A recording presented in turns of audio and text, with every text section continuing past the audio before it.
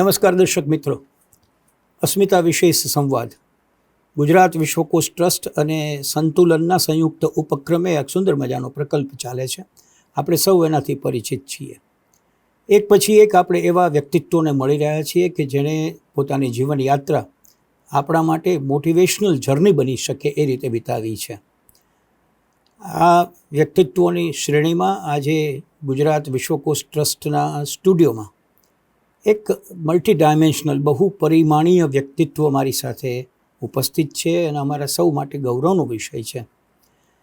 એમને કયા વિશેષણથી પરિચિત કરવા એ મારા માટે થોડો દ્વિધાનો પ્રશ્ન છે, કારણ કે કોઈ એક લેબલ હું લગાવું તો બીજાને અન્યાય થાય એવું બને, એવું એનું વ્યાપક અત્યાર સુધીનું પ્રદાન છે. આપણે એમ કહીએ કે સમાજની નિસ્બતના પ્રશ્નો, સોશિયલ કન્સર્નના પ્રશ્નો કોઈ એવા નથી કે જેને એમણે સ્પર્શ ન કર્યો હોય, જેના વિશે લાઉડ થિંકિંગ કરીને સમાજ સામે મૂક્યું ન હોય. તો સામે કલા, નૃત્ય, સાહિત્ય, આપણી ભાષા, આ બધા અંગેનું એમનું પ્રદાન છે. દર્પણ બહુ જાણીતું નામ અમદાવાદ, ગુજરાત અને સમગ્ર વિશ્વમાં. એ દર્પણના મુખ્ય સમાહર્તા અને આપણા સૌના બહુ જાણીતા મલ્લિકા સારાભાઈ આજે આ સ્ટુડિયોમાં ઉપસ્થિત છે. હું મલ્લિકાબેન આપનું હાર્દિક સ્વાગત કરું છું. બહુ જ આનંદ છે કે આપ આજે સમય ફાળવીને અહીં પધાર્યા છો. મેં હમણાં કહ્યું એ પ્રમાણે અમારો ઉદ્દેશ બહુ સ્પષ્ટ છે. શ્રોતાઓને અને ખાસ કરીને આવતી પેઢીને એ કહેવું છે કે અત્યારે આપણને એમ લાગે કે મલ્લિકાબેન તો કેટલા બધું પ્રાપ્ત કર્યું છે, પણ એ મલ્લિકાબેને ઘણી બધી પરિશ્રમની યાત્રા કરી છે, પ્રસ્વેદ પાડ્યો છે, મુશ્કેલીઓ આવી છે, એને ઓવરકમ કરી છે, ત્યારે અત્યારે જ્યાં બેઠા છે તે બેઠા છે. આ જર્ની લગભગ આપણે આજના યુવાનો સુધી નથી પહોંચાડતા હોતા. નામથી અને આજના પદથી લોકો ઓળખે છે, પણ બિહાઇન્ડ ધ કર્ટન શું છે એની વાત કરવા માટેનો આ સંવાદ છે. એકદમ નિજી ઇન્ફોર્મલ ગોષ્ઠી છે, પણ મારી એવી અપેક્ષા છે કે આપણે શરૂઆત આપણા બચપણથી, આપણા માતા પિતાથી અને આપણા ઉછેરથી કરીએ. નાના હતા ત્યારે એવો ખ્યાલ નહોતો કે બહુ જ જુદા પ્રકારના પરિવારમાં ઉછેર થઈ રહ્યો છે. સહજ લાગતું કે જમવાના સમયે પોલિટિક્સની વાત થાય, ગાંધીજીની વાત થાય, રવિન્દ્રનાથ ટાગોરની વાત થાય, સામાજિક ફેરફારની શું જરૂરત છે એની વાત થાય. મૃદુલાબેન, મારા સૌથી મોટા ફોઈ, આવે દિલ્હીથી તો ખાદીના સફેદ કુર્તા ને ટૂંકી બાયના કુર્તા અને પાયજામામાં હોય, એકદમ ટૂંકા વાળ, એક પણ ઘરેણું નહીં, બધા કુટુંબમાં એમને બોસ કે, અને બહુ જ કડક રીતે નવા હિન્દુસ્તાનમાં શું સાચું થઈ રહ્યું છે, શું ખોટું થઈ રહ્યું છે, કેમ થઈ રહ્યું છે, કેમ આપણે લડવું પડે, કેમ આપણે અવાજ ઊંચો કરવો પડે, એના વિશે વાતો થાય. મોસાળમાં જઈએ તો મારી નાની અમ્મુ સ્વામિનાથન એ આપણા કોન્સ્ટિટ્યુશનની સિગ્નેટરી હતી. ડિંડીગલથી 3 વાર મેમ્બર ઓફ પાર્લામેન્ટ હતી.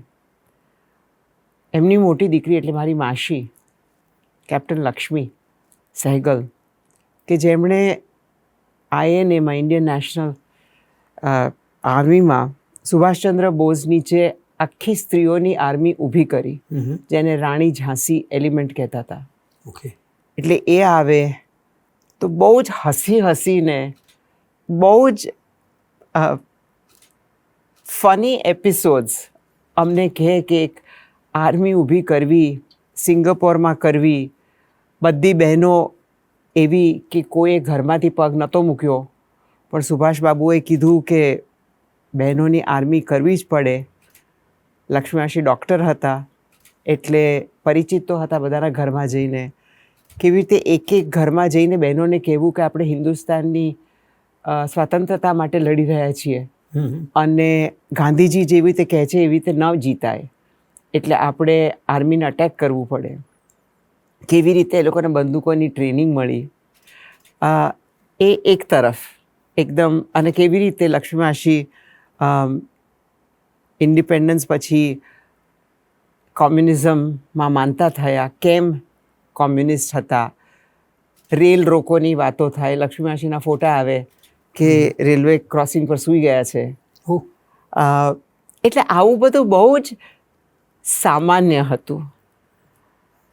અમ્મા અને પપ્પા, અમ્મા તમિલનાડુ અને કેરલાના, જ્યારે એ લોકો પરણ્યા ને જ્યારે અમે મોટા થતા હતા ત્યારે એ લોકો વચ્ચે એક જ ભાષા હતી કે જેમાં એ વાત કરી શકતા હતા, અને તે હતી અંગ્રેજી. અચ્છા. પણ કાર્તિકે, અમારો મોટો ભાઈ ને હું જ્યારે ઉછળતા હતા ત્યારે બહુ જ ચોક્કસાઈ હતી કે ગુજરાતી તો પહેલાં શીખવાનું છે. હમ, હમ. એટલે અમને બંનેને પહેલાં 5 વર્ષ સુધી શ્રેયસમાં ગુજરાતી માધ્યમમાં મૂક્યા. હવે, વાહ. એટલે હું અંગ્રેજી પટપટ બોલું અને વાંચું, પણ મને કોઈ લખવાનું કહે તો સ્પેલિંગ ના આવડે, કારણ કે ગુજરાતીમાં બધું સરસ હતું. શીખ્યા છે, right. આજે પણ હું આંખ ગુજરાતીમાં બોલું છું, મને અંગ્રેજીમાં અચ્છા. આવડતા જ નથી. વાહ. કારણ કે એ જે બાળપણનો પીરિયડ હતો એમાં ગુજરાતી પાકું આવતું હતું. હમ. એટલે જ મને જ્યારે આજે લોકો પૂછે છે કે તમારું ગુજરાતી આટલું સારું કેમ છે, તો મને બહુ જ આશ્ચર્ય થાય છે કે કેમ ના હોય, કેમ ના હોય? વાહ. હોવું જ જોઈએ. જા. અમ્મા અમારી સાથે ગુજરાતી શીખ્યા. વાહ. શીખે. ઓહો. જ્યારે એ પહેલાં પરણ્યા પછી એ લોકો કેમ્બ્રિજ જતા રહ્યા, પછી બીજું વિશ્વયુદ્ધ શરૂ થયું, ત્યાં અટકી ગયા, પછી પાછા આવ્યા, પછી બેંગ્લોર પાછા ગયા કારણ કે પપ્પાનું PhD બાકી હતું. ઇન્ડિયન ઇન્સ્ટિટ્યૂટ ઓફ સાયન્સમાં સર CV રામન પાસે જવાનું થયું, પછી વિશ્વયુદ્ધ પત્યું, પછી પાછા અમેરિકા ગયા. એટલે એકચ્યુઅલી અહીંયા રહેવા આવ્યા 1947-48માં. હમ, હમ. તો એ વખતે લિટરેચરના લોકો કે કળાના લોકો જે અંગ્રેજી બોલે એવા અમદાવાદમાં ઓછા હતા. હમ, હમ. એટલે પપ્પાએ અમ્માની ઓળખાણ કરાવી ઉમાશંકરભાઈ સાથે, વાહ. જયંતિભાઈ સાથે, જયંતિ દલાલ દલાલ સાથે, જશવંત ઠાકર સાથે, હમ. અને એ લોકો સાથે અમ્માનો એક ખાસ ગૌરવ. વાહ. મિત્રતા થઈ ગઈ. અને એ લોકો સાથે લિટરેચર, અને પછી નિરંજનભાઈ પણ થોડા વર્ષો પછી. એટલે હું એક તરફ ઉછરેલી કે ઉમાશંકરભાઈ આવતા જતા થાય, અમ્માની સાથે ત્યાં જવાનું થાય. જયંતિભાઈના પત્ની રંજનબેને તો અમ્માને દત્તક લઈ લીધેલી, એટલે પોતાની દીકરી જ કહેતા હતા, અને જયંતિભાઈને રંજનબેનના દીકરાને દીકરી અમ્માને દીદી જ કહેતા હતા. એટલે વાહ, પહેલો વાહ, હક અમ્માનો જ હોય. અને વર્ષો સુધી રંજનબેન ખાલી ગુજરાતી બોલે ને અમ્મા ફક્ત અંગ્રેજી બોલે, હા. અને એકબીજાનો હાથ પકડી ઓહ. અને બેસે. અને અમ્માને કોઈ દિવસ એવું ન લાગવા દીધું એમણે કે મારું ખરું પરિવાર મારો ઠેઠ મદ્રાસમાં છે. વાહ. એટલે વર્ષો સુધી દર બીજે ત્રીજે દિવસે ત્યાં જમવા જવાનું. અમ્માને ગુજરાતી ખાવાનું ભાવે ન ભાવે, પણ મોટી બેન બનાવે એટલે ખાવાનું. ખાવાનું. અને પછી બેસીને જયંતિભાઈ સાથે વોર એન્ડ પીસની વાત કરવાની, ડોસ્ટોયevskyની વાત કરવાની, એ શું અનુવાદ કરી રહ્યા છે એની વાત કરવાની, ઉમાશંકરભાઈ સાથે કવિતા ડિસ્કસ કરવાની. અને પછી એ લોકોએ સજેસ્ટ કર્યું કે મૃણાલ, અમે તને એક એવો શિક્ષક આપીએ કે જે તને કક્કા બારાખડી ના શીખવાડે, પણ છાપાની થ્રુ, મેગેઝિન્સની થ્રુ તું ગુજરાતી શીખે, અચ્છા. એટલે તને કંટાળો ના નહીં આવે. આવે. વાહ. એટલે એવી રીતે અમ્મા શીખતા, અને ખૂબ સુંદર મીઠું ગુજરાતી બોલવા માંડ્યા. એક તો તું કોઈ દિવસ શીખ્યા નહોતા, વાહ. એટલે 1 વર્ષની બાળકીને પણ તમે કહે. એમાં કાર્તિકેયને હું એકબીજાને તમે કહીએ છીએ. પછી અંગ્રેજીમાં પુલિંગ સ્ત્રીલિંગનો કોન્સેપ્ટ શબ્દો સાથે છે નહીં, હમ. એટલે ગુજરી ગયા ત્યાર સુધી એ લોજિક ના સમજી શક્યા. અને એ લોજિક સમજવું મુશ્કેલ પણ છે મુશ્કેલ છે, સાચી વાત છે. કે ટેબલ એક વસ્તુ કેમ ને ખુરશી બીજી વસ્તુ કેમ. હમ. એટલે પછી હું એમને હસીને કહું કે જેમ જાડું ને મોટું હોય ને એને ખાટલો કહેવાય, અને પતલી હોય ને એને ખાટલી કહેવાય. એટલે એક બાજુ એ આખો પરિવાર પોલિટિક્સનો, સામાજિક કાર્યકર્તાઓનો, બધાને દેશ માટે કંઈ કરવું છે. આપણે ભણ્યા છીએ, આપણી દીર્ઘદ્રષ્ટિ છે, અને આપણે આ દેશને કે જે 90% અભણ વ્યક્તિઓનો છે, જેને 90%, 60%, 80%ના લોકોની ગરીબી છે, તો આપણે આ દેશને પરિવર્તિત કરવા શું કરી શકીએ? પપ્પા સાયન્ટિસ્ટ બન્યા, પણ એમને કોઈ દિવસ સાયન્સમાં, પ્યોર સાયન્સમાં એમને ઇન્ટરેસ્ટ નહોતો. એમને માટે વિજ્ઞાન એક પરિવર્તનનું સાધન હતું. અચ્છા. એટલે જ્યારે એમણે પંડિતજી સાથે વાતો કરીને એક બહુ જ ગરીબ દેશને તમે સ્પેસ રિસર્ચને માટે પૈસા આપો, તો પંડિતજી એમ કહેતા કે જે દેશમાં ખાવાને માટે પૈસા નથી, ત્યાં તું મને કહે છે કે સ્પેસ રિસર્ચ માટે આપો. અને પપ્પા અને હોમી ભાભા એમને કહેતા કે જો તમારે બીજા 100 વર્ષ ગરીબી અને અંધકારમાં ન ગાળવા હોય, તો તમારે વિજ્ઞાનનો ઉપયોગ કરવો જ જોઈએ.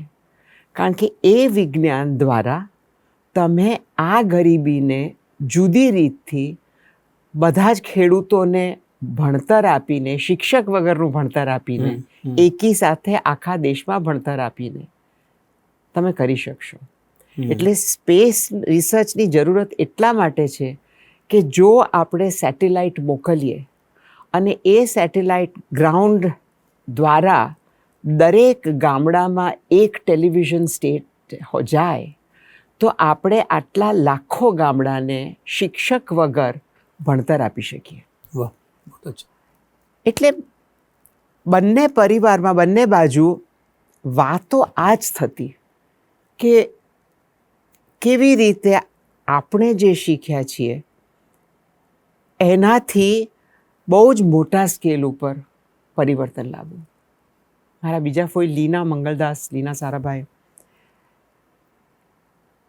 એ લોકો જ્યારે નાના હતા ત્યારે દાદાજી અને દાદીમાને અમદાવાદમાં ક્યાં ભણવા મૂકવું એ નથી ગતા ગમ. એટલે હું 1910, 1912ની વાત કરી રહી છું. એટલે એમને લાગ્યું કે 1 વર્ષને માટે બાળકોને લઈને લંડન જતા રહીએ અને ત્યાં બાળકોને સ્કૂલમાં મૂકીએ.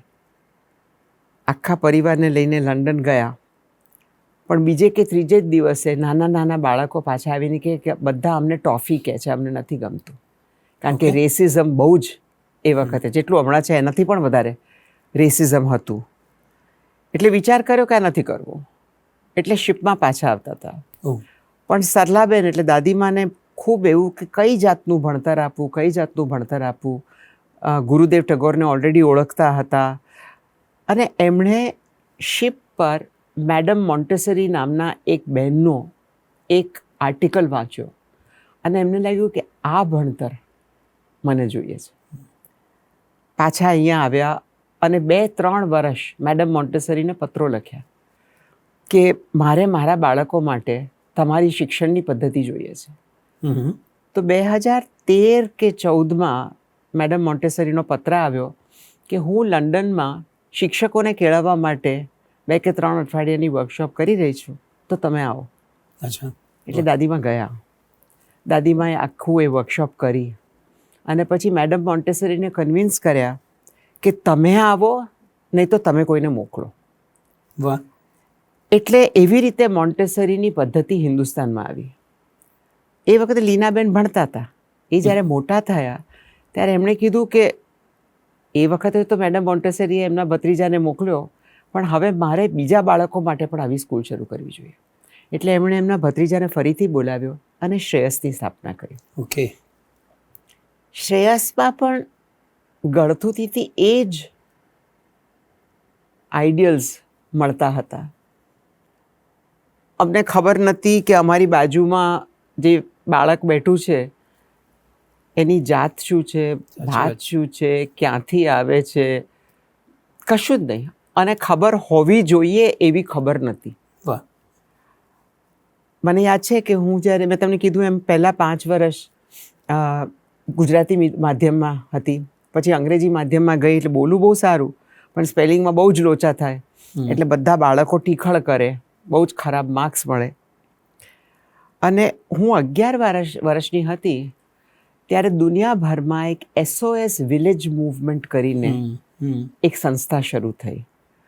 અને એ સંસ્થાનો ધ્યેય એ હતો કે જે બાળકો અનાથ છે એને અનાથ આશ્રમમાં મૂક્યા સિવાય એમને એવી બહેનો સુધી, એવી બહેનો સાથે એક પરિવાર બનાવવો જોઈએ કે જે બહેનો પણ અનાથ છે, કે જેમના વર નથી, જેમના બાળકો નથી. એ લોકોને માતૃત્વ જોઈએ છે, બાળકોને માં જોઈએ છે. એટલે આખો આ વિયેનામાં શરૂ થયેલું વોર પછી, કે જે આટલા લાખો બહેનોના વર લડાઈમાં મરી ગયા અને બાળકો અનાથ થઈ ગયા, છૂટા પડી ગયા. હોલોકાસ્ટ પછી જ્યુઇશ બાળકો કેટલા બધા રખડતા થઈ ગયા. તો આનું કરાઈશું. તો શ્રેયસ હિન્દુસ્તાનમાં SOS વિલેજનું સૌથી પહેલું કેન્દ્ર બન્યું. અને મને યાદ છે કે જ્યારે સૌથી પહેલાં બાળકો આવ્યા અને બહેનો આવી ત્યારે એમને માટે નાના નાના ઘર બનાવેલા હતા. એટલે એક માતા હોય અને 5 બાળકો હોય અને એ પછી પરિવાર બની જાય અને એ 5 બાળકો માનું નામ લે. એટલે મને યાદ છે કે લીનાબેને મને બોલાવેલી અને એક 1.5 વર્ષની છોકરી હતી લીલા નામની, અને મને કીધેલું કે મલ્લિકા તારે લીલાની સંભાળ રાખવાની છે, એટલે એ તારી વોર્ડ. અને મને બહુ જ ક્લિયરલી શ્રેયસમાં યાદ છે એને કેળે મૂકી અને હું બધે ફરતી હતી. એ ગુજરાતી નથી બોલતી, મને યાદ નથી હવે ક્યાંની હતી, પણ ગુજરાતી નથી બોલતી. એટલે એને ગુજરાતી શીખવાડવાનું, જોવાનું કે એ ગંદી ના થઈ ગઈ હોય, એને મોઢું સાફ કરતાં શીખવાડવાનું, હાથ ધોતા શીખવાડવાનું.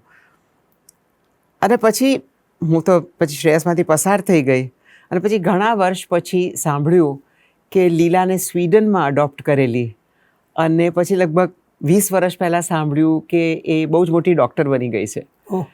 એટલે આ બધી જે મેમરીઝ છે, આઈ થિંક કે મારું જે વેલ્યુ સ્ટ્રક્ચર છે આ બધામાંથી આવ્યું. શ્રેયસમાં એક બહુ જ બીજી મહત્ત્વની વાત, મેં તમને કીધું ને કે જાત ભાત કોની છે કશું ખબર નથી. એ પણ હતું કે છોકરા છોકરી વચ્ચે કોઈ તફાવત નહોતો. હું ફૂટબોલ રમતી હતી અને બધા છોકરાઓ સંગીત અને નૃત્ય કરતા હતા. હું સુથારી કામ શીખતી હતી અને બધા છોકરા સીવણ શીખતા હતા. એટલે છોકરાને છોકરીઓ જુદું કરે કે એ લોકોને માટે જુદી અપેક્ષા હોય, ન ઘરમાં હતું ન સ્કૂલમાં હતું, અને બીજા કોઈ મિત્રો હતા નહીં, બધા સ્કૂલના મિત્રો હતા અને બધા એવું જ વિચારતા હતા. તો અને શ્રેયસમાં જે ગાંધીજી કહેતા હતા ને કે કોઈ કામ ઊંચું કે નીચું નથી. એટલે ક્લાસરૂમ સાફ કરવા માટે ટુકડી હોય, એટલે તમારી ટુકડી 8 જણની હોય તો આ અઠવાડિયે તમારે ક્લાસરૂમ સાફ કરવાનું, આવતા અઠવાડિયે તમારે જે અમે જમતા હતા એ બધું સ્વાશ્રય કરવાનું, ત્રીજા અઠવાડિયે જે પણ પબ્લિક ટોયલેટ્સ છે એ તમારે સાફ કરવાની. અને અમને માર્કશીટને બદલે અમારી એક પોથી હતી કે જેમાં અમને માર્ક્સ આપે. એટલે લાલ એટલે ખરાબ, અને ટ્રિપલ લાલ એટલે એકદમ અધિકતમ ખરાબ, અને ગ્રીન એટલે પ્લસ, અને ટ્રિપલ ગ્રીન એટલે શ્રેષ્ઠ. તો એ વખતે લગભગ સૌથી મુશ્કેલ કામ 300 બાળકોના ટોયલેટ્સ સાફ કરવાનું રહેતું હતું, પણ કરતા હતા. અને મને આજે પણ ખબર છે કે ટોયલેટ્સમાં જ્યારે મને ટ્રિપલ પ્લસ મળે ત્યારે મને એટલી બધી ખુશી થતી હતી.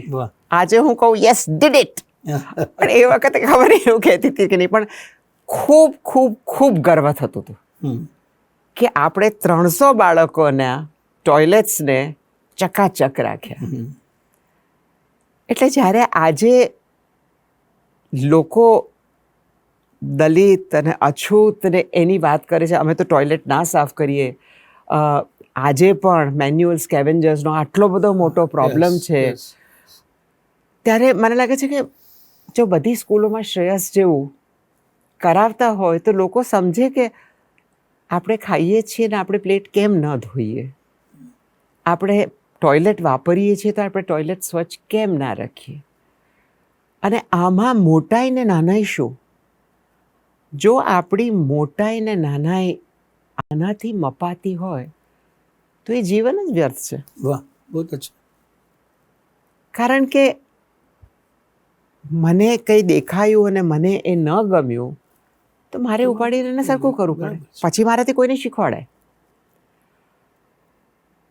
એટલે આ બધી મારી ગ્રાઉન્ડ રિયાલિટીઝ બાળપણમાં કોઈ દિવસ કોઈ ઘરેણાની વાત જ ના થાય. ઘરથી જ ના થાય. થાય જ નહીં. કોઈને ડિસ્કશન કરવાનું જ ના હોય. કોઈને માટે એ મૂલ્ય હતું જ નહીં એનું. કોણે કેટલા ખરીદ્યા, કોણે લગભગ બધા ખાદી પહેરતા હતા.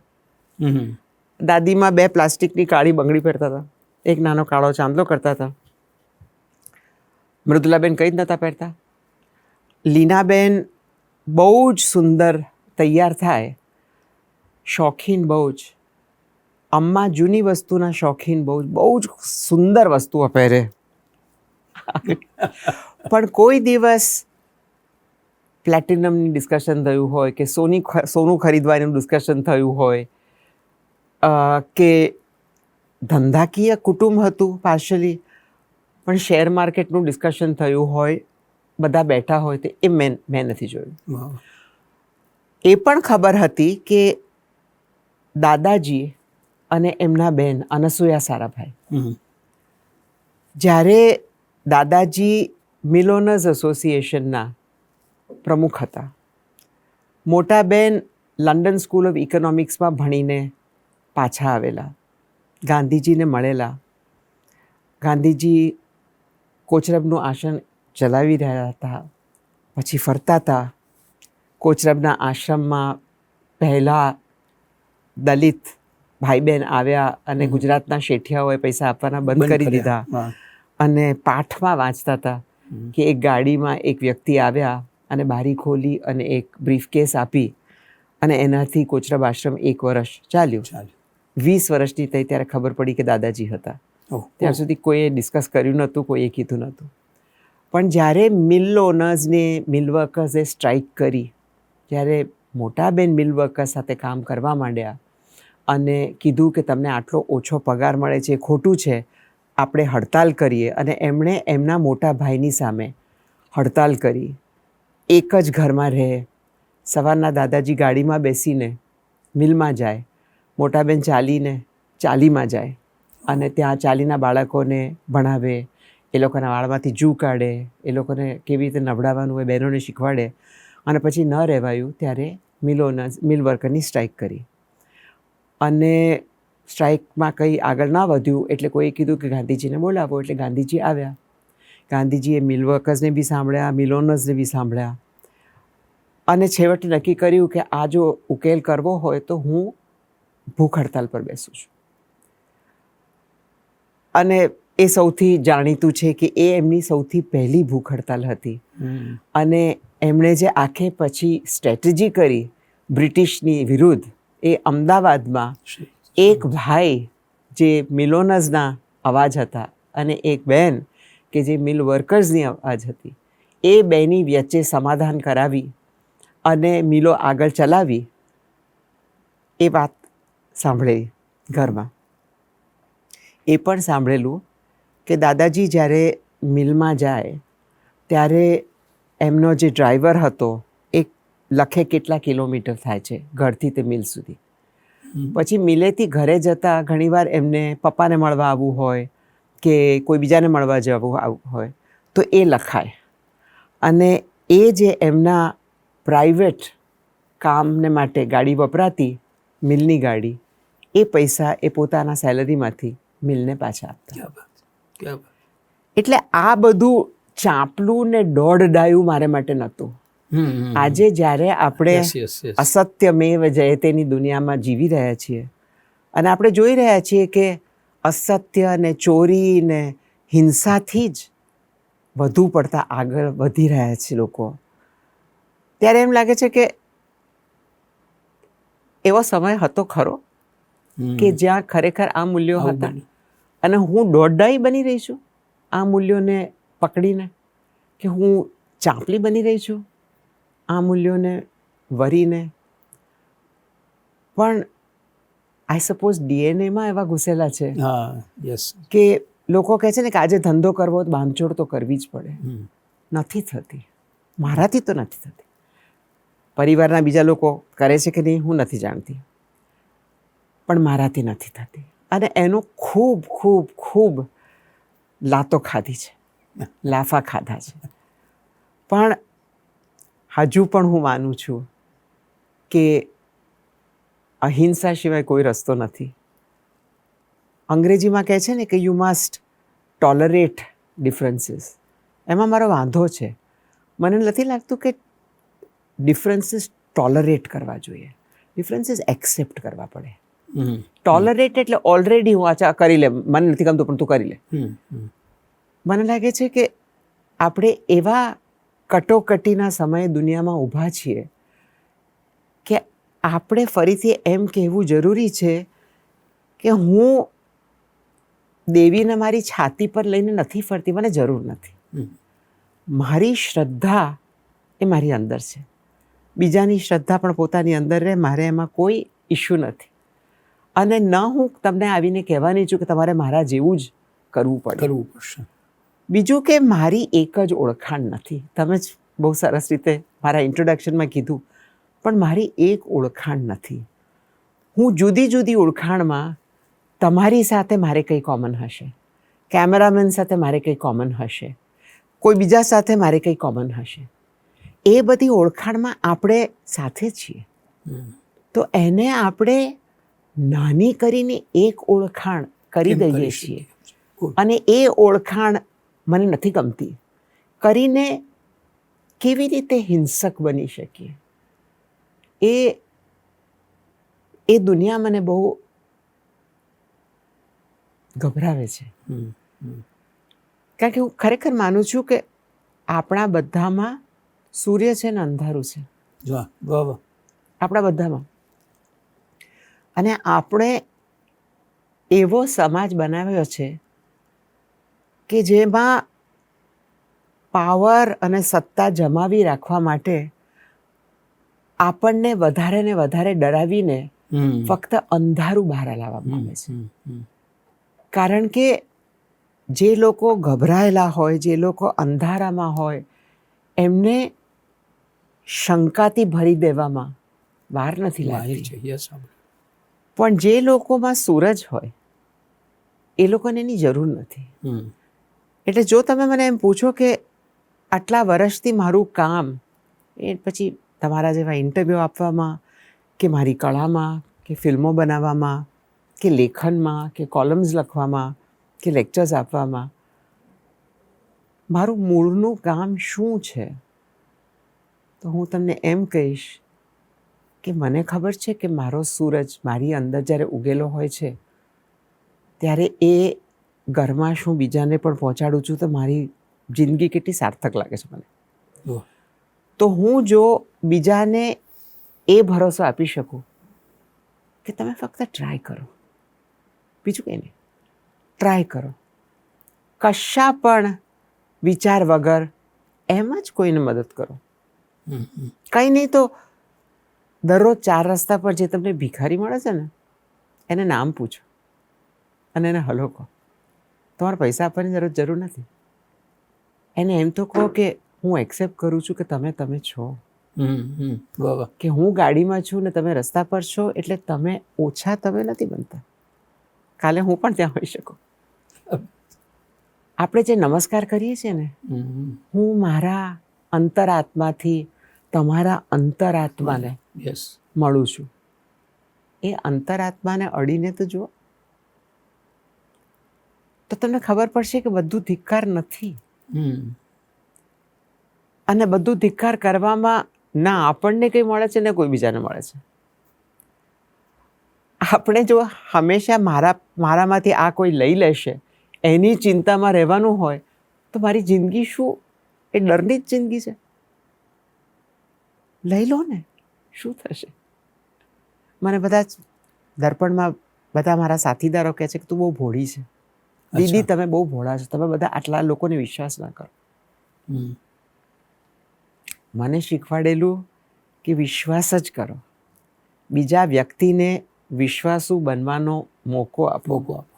વાહ. લાફો ખાશો તો ખાશો. મારી એક મુશ્કેલના સમયની અને બહુ મુશ્કેલના સમયો વીત્યા છે, બહુ લાંબા દુઃખના અને અંધારાના સમય વીત્યા છે, અને મારી એક ફેવરેટ વાર્તા છે હાજી. જે મને મારા એક લેખક મિત્ર હતા, મનોહર આશી, ભોપાલમાં, જેણે અમારી સાથે દર્પણમાં અમ્માના કામના ઘણા બધા અનુવાદો કરીને અમે હિન્દીમાં પ્રસ્તુતિઓ કરી છે. એકવાર હું ઘણા લાંબા ડિપ્રેશનમાં હતી અને મારી જાતને પૂછતી હતી કે, અને એમની સાથે વાત કરતી હતી કે સારા બનીને ફાયદો શું? કંઈ જ મળતું નથી, ગાળો ખાવી પડે છે, લાફા ખાવા પડે છે, તો સારા બનીને શું ફાયદો? અને એણે મને એક આપણા ધર્મમાંથી જ વાર્તા કીધી કે એક ઋષિ એક નદીના કાંઠે બેઠા હતા અને સામે કાંઠે એક માછીમારો માછી પકડતો હતો, અને એક વીંછી ચાલતો ચાલતો આવી અને ઋષિને જાંઘ પર કરડ્યો. એટલે ઋષિએ ઉચકીને દૂર મૂક્યો અને પાછા તપ કરવા બેઠા.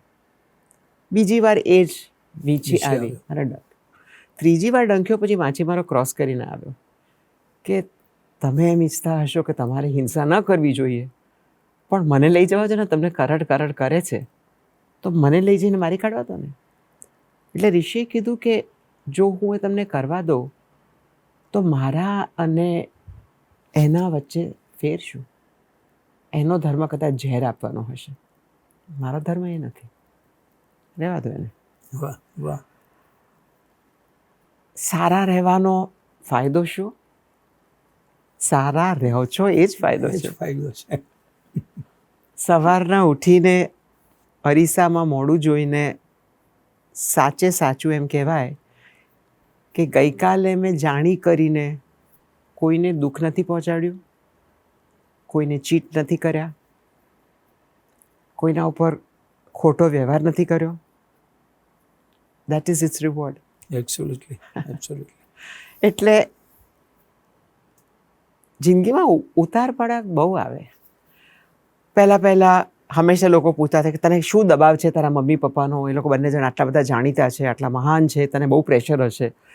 કોઈ દિવસ પ્રેશર નહોતું, કારણ કે અમ્મા અને પપ્પાએ કોઈ દિવસ એમ નહોતું પૂછ્યું, એમ નહોતું કહ્યું કે તું નૃત્ય જ કરજે, કે તું સાયન્સ જ કરજે, તું અમારું નામ ન ડબોળી દેતી. એવું કોઈ દિવસ હતું નહીં. એક બહુ જ સહજ પાર્ટનરશિપ હતી 4 જણની. વાહ વાહ. અમે જ્યારે મોટા થતા હતા, અને સામૂહિક કોઈ ડિસિઝન લેવાનું હોય તેમાં બાળકો ગમે તેટલા નાના હોય પણ એમને ઇન્વોલ્વ કરવાના, એમનો અભિપ્રાય લેવાનો, તો છે. વાહ. એમને અભિપ્રાય લેતા શીખવાડવાનો, અને પછી જો 4 જણ માને તો આગળ ચાલવાનું, નહીં તો ત્યાર સુધી ડિસ્કશન કરવાનું. એટલે 3-4 વર્ષે અભિપ્રાય ઊભો કરીને અભિપ્રાય વ્યક્ત કરવાનું શીખવું પડ્યું. અને અભિપ્રાય જુદો હોઈ શકે, અને છેવટે પપ્પા એમ કહી શકે કે મલ્લિકા તું નથી સમજતી અત્યારે, કે તું નથી માનતી, પણ હું તારાથી મોટો છું એટલે તું 14 વર્ષની થશે કે તું 18 વર્ષની, જે પણ પ્રશ્ન હોય, ત્યાર સુધી તારા વાલી તરીકે મારે આમાં ડિસિઝન લેવું પડશે. હું ઈચ્છું છું કે કોઈ દિવસ તું સમજે. આજે તને ભલે ગુસ્સો આવે, પણ હું આ પગલું જો તને ભરવા દઈશ તો મારા સામાજિક અનુભવને કારણે હું એમ કહું છું કે આગળ જતાં તું પસ્તાઈશ અને ત્યારે તું મને કહીશ કે અમ્મા તમે મને કેમ ના રોકી. કેમ ના? પણ એવું કોઈ દિવસ નહીં કે મેં કીધું ને કરો, મેં કીધું ને પૂછો નહીં. કોઈ દિવસ નહીં. પૂછો, ડિસ્કશન કરો. ઘણીવાર એવું બનતું કે મારે કંઈ સ્ટેન્ડ લેવું હોય, અમ્મા કે ના, પણ ના એટલે ના નહીં, બેસીને સમજાવે કેમ. આપણે વાત કરી કે ડિસ્કશન થાય અને પછી જે વડીલ તરીકે જે એમને સજેસ્ટ કરવાનું હોય, પણ પછી સહજતાથી સ્વીકારાઈ જાય ખરું? સહજતાથી નહીં, બહુ ગુસ્સો કરીને, છણકા કરીને, હા હા. પણ પણ એ સ્વીકારતા. પણ એલાવ હોય. એ પણ અલાઉડ હતું. ઓહ. એ પણ અલાઉડ હતું. પછી 2 વર્ષ પછી જ્યારે અમ્મા કે પપ્પાને એમ લાગે કે હવે એ સમજશે, ત્યારે ડિસ્કશન ફરીથી ખુલે. ખુલે. ઓહ વાહ. તો પણ હું જો ડિસએગ્રી કરતી હોઉં તો પાછું 2-3 વર્ષ પછી ફરીથી ખુલે. અને એવું એક પણ ડિસ્કશન નહોતું કે જ્યાં મેં કોન્ટ્રરી પોઝિશન લીધી હોય અને પછી હું સમજી ના હોઉં. ઓહો. એ પણ ખરું. હા. વાહ. એમાં સૌથી મોટું હું તમને કહું, હાજી. મેં તમને કીધું ને કે અમને છોકરા અને છોકરી તરીકે, પુરુષ ને સ્ત્રી તરીકે ન ઘરમાં ન શ્રેયસમાં કરેલા. અને મારું પહેલું જો એન્કાઉન્ટર હોય તો હું 14.5 વર્ષે SSC કરીને સેન્ટ ઝેવિયર્સ કોલેજમાં ગઈ. અચ્છા. ઓહ. અને પહેલી વાર ક્લાસમાં 6 કે 8 બાળકો કે જેને તમે હંમેશા ઓળખ્યા છે એને બદલે 100 વ્યક્તિનો ક્લાસ. અને પહેલેથી જ છોકરીઓ આગળ બેસે ને છોકરાઓ પાછળ બેસે. છોકરીઓ છોકરાઓ સાથે વાત ના કરે. લગભગ 60-70% ઝેવિયર્સ અને માઉન્ટ કાર્મેલમાંથી આવેલા. એટલે ઝાડની પાછળ પ્રેમ ચાલે પણ ખુલ્લામાં કરવાનું નહીં. એટલે સમજ જ ના પડે કે શું ચાલી રહ્યું છે. એમાં અનંગ દેસાઈ એક્ટર Actor. અને હું બંને શ્રેયસમાંથી આવેલા, બંને સરખા ક્લાસમાં હતા. અને અમે એકબીજાની સામે પૂછે થાય છે શું, આ કેમ આવું બિહેવિયર કરવાનું. અને ઇકોનોમિક્સ લીધેલું. અને નવી હું બેડમિન્ટન રમવાનું મેં શરૂ કરેલું. અચ્છા. અને ઝેવિયર્સના કોર્ટમાં રમવું. હવે ઝેવિયર્સના કોર્ટની વચ્ચે અને કેન્ટીનની વચ્ચે એક જાળી ખાલી. આટલા નાની શોર્ટ્સ પહેરીને રમું તો આજુબાજુના બધા છોકરાઓ મને જોવા કેન્ટીનમાં આવે. અને મારો ક્લાસ પણ કંઈ ગજબ હતો.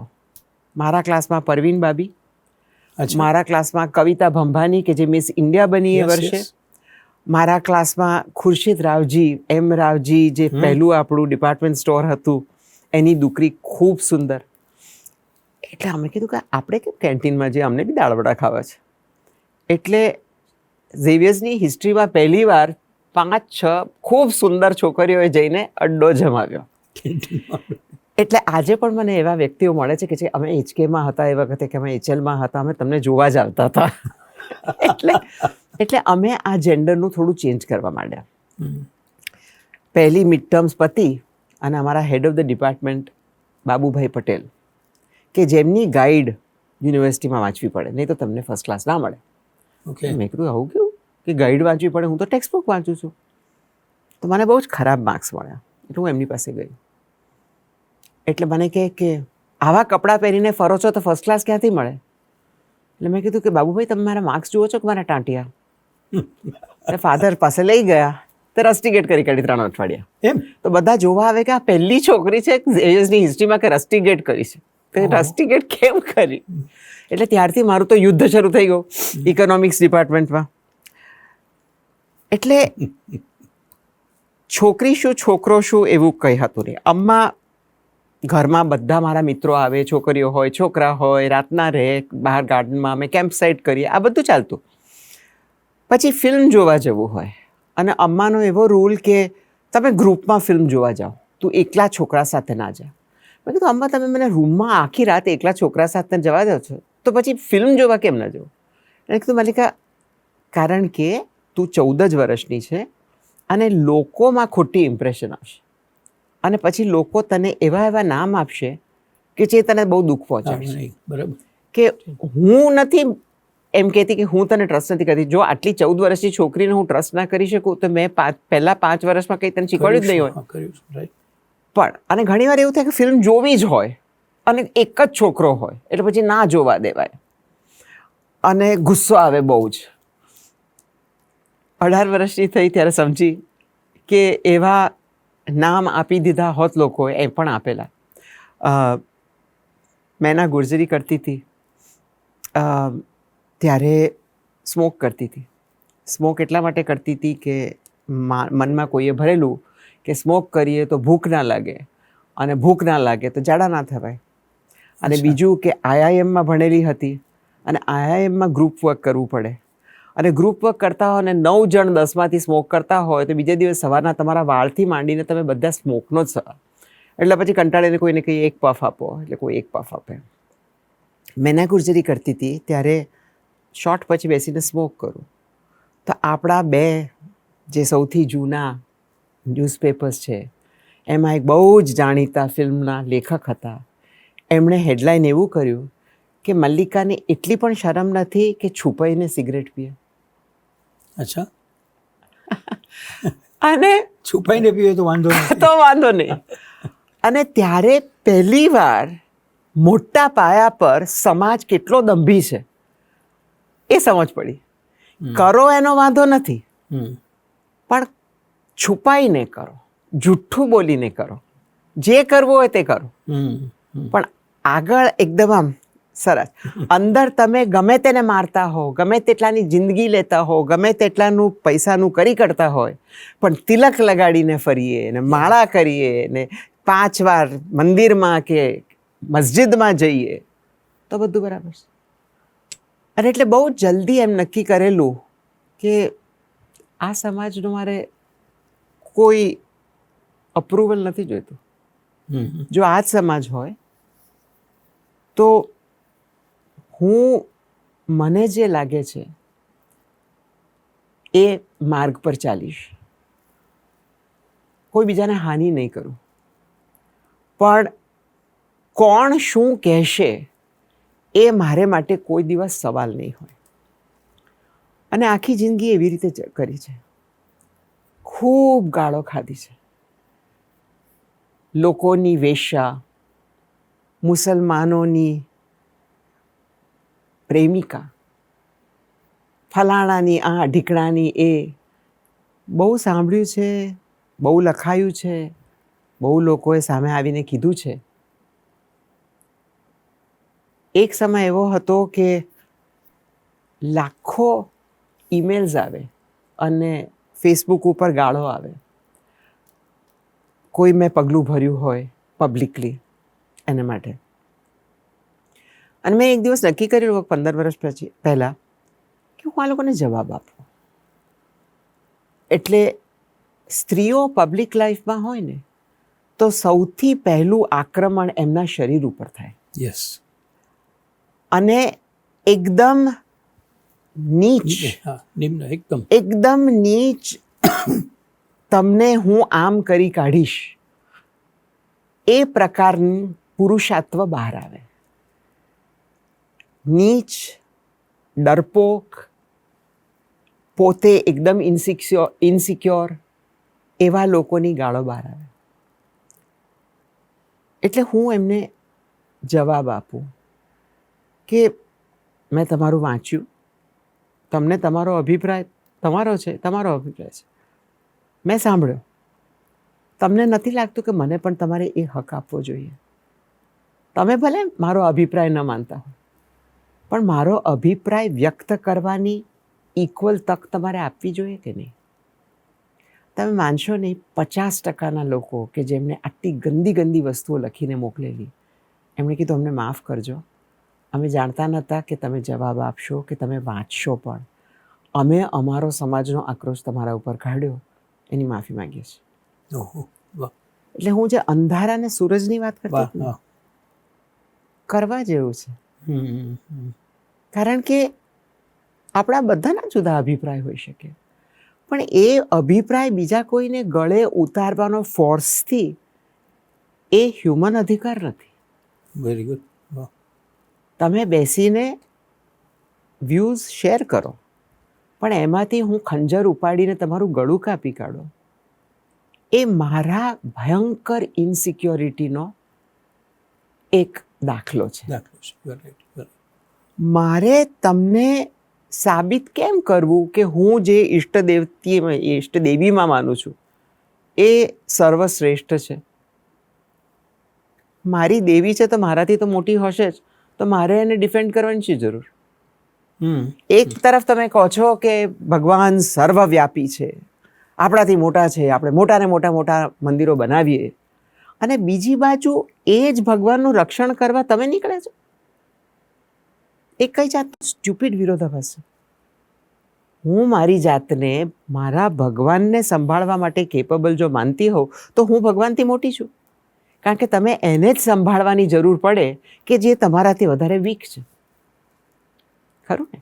બાળક જ્યારે માતા પિતા ઘરડા થાય ત્યારે એમને સંભાળવાની વિચાર કરે. બાળક જ્યારે 5 વર્ષનું હોય ત્યારે તો માતા પિતા જ એને સંભાળે. બરાબર છે. તો હું મારી દેવીને સંભાળવાવાળી કોણ? અને જો મારી દેવી મારા પ્રમાણે મારી અંદર હોય, એ મારી દેવી મારો કંપસ હોય, મને શું કરવું એ ચિહ્ન બતાવે, અને એ દેવી સાથે મારો દરરોજ વાર્તાલાપ થાય કે મને તમે સહજ રસ્તો શોધવામાં મદદ કરો, તો મારે એનો ઢંઢો પીટાડવાની શી જરૂર છે? એ મારો વિશ્વાસ ખરેખર મારી સૌથી અંગત વસ્તુ છે. Absolutely. મારે એને કોઈની સાથે શેર કરવા, એને બતાવવા મને કોઈ જરૂરત લાગતી નથી. મને કોઈ બાહ્ય ચિહ્ન બતાવવું મને જરૂરત લાગતી નથી. મને મારું સત્ય એક પકડેલું સત્ય નથી. જો કાલે મારા દુનિયાના વ્યવહારથી કે વાંચણીથી મને એમ લાગે કે મારો એ અભિપ્રાય કદાચ 10 વર્ષ પહેલાં બરાબર હતો, પણ આજે મને વિજ્ઞાન કહે છે કે એ અભિપ્રાય બરાબર નથી, તો એ અભિપ્રાય હું બદલીશ. કારણ કે હું ઈચ્છું છું કે દરરોજ હું કંઈ નવું સારું શીખું, દરરોજ હું વધારે જ્ઞાની બનું, દરરોજ હું વધારે સંવેદનાશીલ બનું અને વધારે માનવી બનું. તો આ તો એક કન્ટિન્યુઅસ અભિપ્રાય છે. આ કન્ટિન્યુઅસ એક ચાલ છે દરરોજની. મને લાગે છે કે દંભ એ આપણા સમાજને તોડી રહ્યો છે. એવું જે આપનું કૌટુંબિક બેકગ્રાઉન્ડ હતું, જેમાંથી આપનું મૂળ પાયાના મૂલ્યોનું ઘડતર થયું, એ સમયે કોઈ વાંચન પ્રવૃત્તિ કે કોઈ બુક્સ કે એનાથી પણ કંઈ ઉમેરાણું એવું બન્યું હશે? હું તો બધું વાંચતી હતી, આજે પણ બધું વાંચું છું. હા. મેં ગુજરાતીના દરેક ગ્રંથ વાંચ્યા છે. તમે કોઈ પણ રાઇટરને કહો, પન્નાલાલ પટેલ તો ઘરમાં આવતા હતા, નાટકો કરતા હતા, અને આવા બધાનું બધું વાંચ્યું હતું હું નાની No હતી barriers. ત્યારે. નો બેરિયર્સ, નથિંગ. અને મેં કીધું ને ગુજરાતી પહેલાં, એટલે પહેલાં 10-11 વર્ષ તો ગુજરાતી વાંચવાનું એટલું સહેલું હતું મારે માટે કે અંગ્રેજી કક શીખવું તો ઇનટ બ્લાઇટન વાંચવું, પણ સૌથી વધારે સૌરાષ્ટ્રની રસધારા ને પન્નાલાલ પટેલ ને ઉમાશંકર ભાઈની કવિતાઓ ને જયંતિભાઈનું વોર એન્ડ પીસનું ગુજરાતી ટ્રાન્સલેશન, ને પછી નિરંજનભાઈ આવતા. દરરોજ સાંજના 4 વાગે અમે શ્રેયસથી પાછા આવીએ ત્યારે નિરંજનભાઈ અમારા ડ્રોઈંગ રૂમમાં બેઠા હોય, અમ્માને એ ચા પીએ અને પુસ્તકો, ફ્રેન્ચ લિટરેચર, ગુજરાતી લિટરેચર વિશે ચર્ચાઓ ચાલે, એ અમે સાંભળીએ. પછી નિરંજનભાઈ દર બીજે કે ત્રીજે દિવસે મને પુસ્તક આપે અને એ બધા વાંચવાના. પછી એમની સાથે ડિસ્કશન કરવાનું. પછી કોઈ બીજું આવ્યું હોય, પપ્પા બધું નવું સાયન્સનું લઈને આવે. એટલે હું તો હજુ પણ મને એકલપણું નથી લાગતું, કારણ કે પુસ્તકો મારી સાથે છે. બહુ જરૂરી. અને મને હજુ પણ મને કોઈ કહે ને કે તારા આ 2 પ્લેનની વચ્ચે તારા બોમ્બે એરપોર્ટ પર 5 કલાક બેસવાનું છે, તો હું તો બહુ જ ખુશ થઉં છું કે મારાથી નિરાતે વંચાશે. કોઈ મને ડિસ્ટર્બ નહીં કરે, કોઈ મને એમ નથી કર્યું કે બેન આનું શું કરવાનું છે, ફલાણાનું શું કરવાનું છે, અને હું બેસીને વાંચી શકીશ. એટલે મારે માટે તો આજે પણ વાંચન. હવે કયા પુસ્તકે મને ઘડીને કઈ નથી ઘડી મને નથી ખબર. મને નથી ખબર. પણ પુસ્તકોનો સાથ તમને સતત ભર્યા અને રાખે છે. અને છે. અને અમે તો દર્પણમાં ગુજરાતી સાહિત્ય, ગુજરાતી ઇતિહાસને લઈને ખૂબ કામ કર્યું છે. કારણ કે આપણા જ લોકો આપણો ઇતિહાસ જાણવા માંગતા નથી. 2011માં જ્યારે અમદાવાદ 600 વર્ષનું થવાનું હતું, ત્યારે મારા આર્ટિસ્ટિક ડિરેક્ટર યાદવન ચંદ્રન અને મેં બેસીને બહુ વિચાર કર્યો કે શું કરીએ કે જે જુદું હોય અને ખરેખર અમદાવાદ શહેરને સેલિબ્રેટ કરે. એટલે અમે કડક બાદશાહી નામનો એક પરફોર્મન્સ કર્યો, જેના અમે 55 શોઝ, હાઉસફુલ શોઝ કર્યા. અને જે આજે પણ લોકો કહે છે કે તમે કડક બાદશાહી ફરીથી ક્યારે કરશો. અને એ એક એવો પરફોર્મન્સ હતો, એક એક્સપિરિયન્સ હતો, પરફોર્મન્સ પણ નહોતો, કે જ્યાં લોકો અમદાવાદના પ્રેમમાં પડ્યા ફરીથી. અને આ ઘણા બધા જે અત્યારે હેરિટેજ ક્લબ છે, કલ્ચર ક્લબ Yes, છે, yes, yes. એ બધા એ વખતે એ જોઈને શરૂ થયા.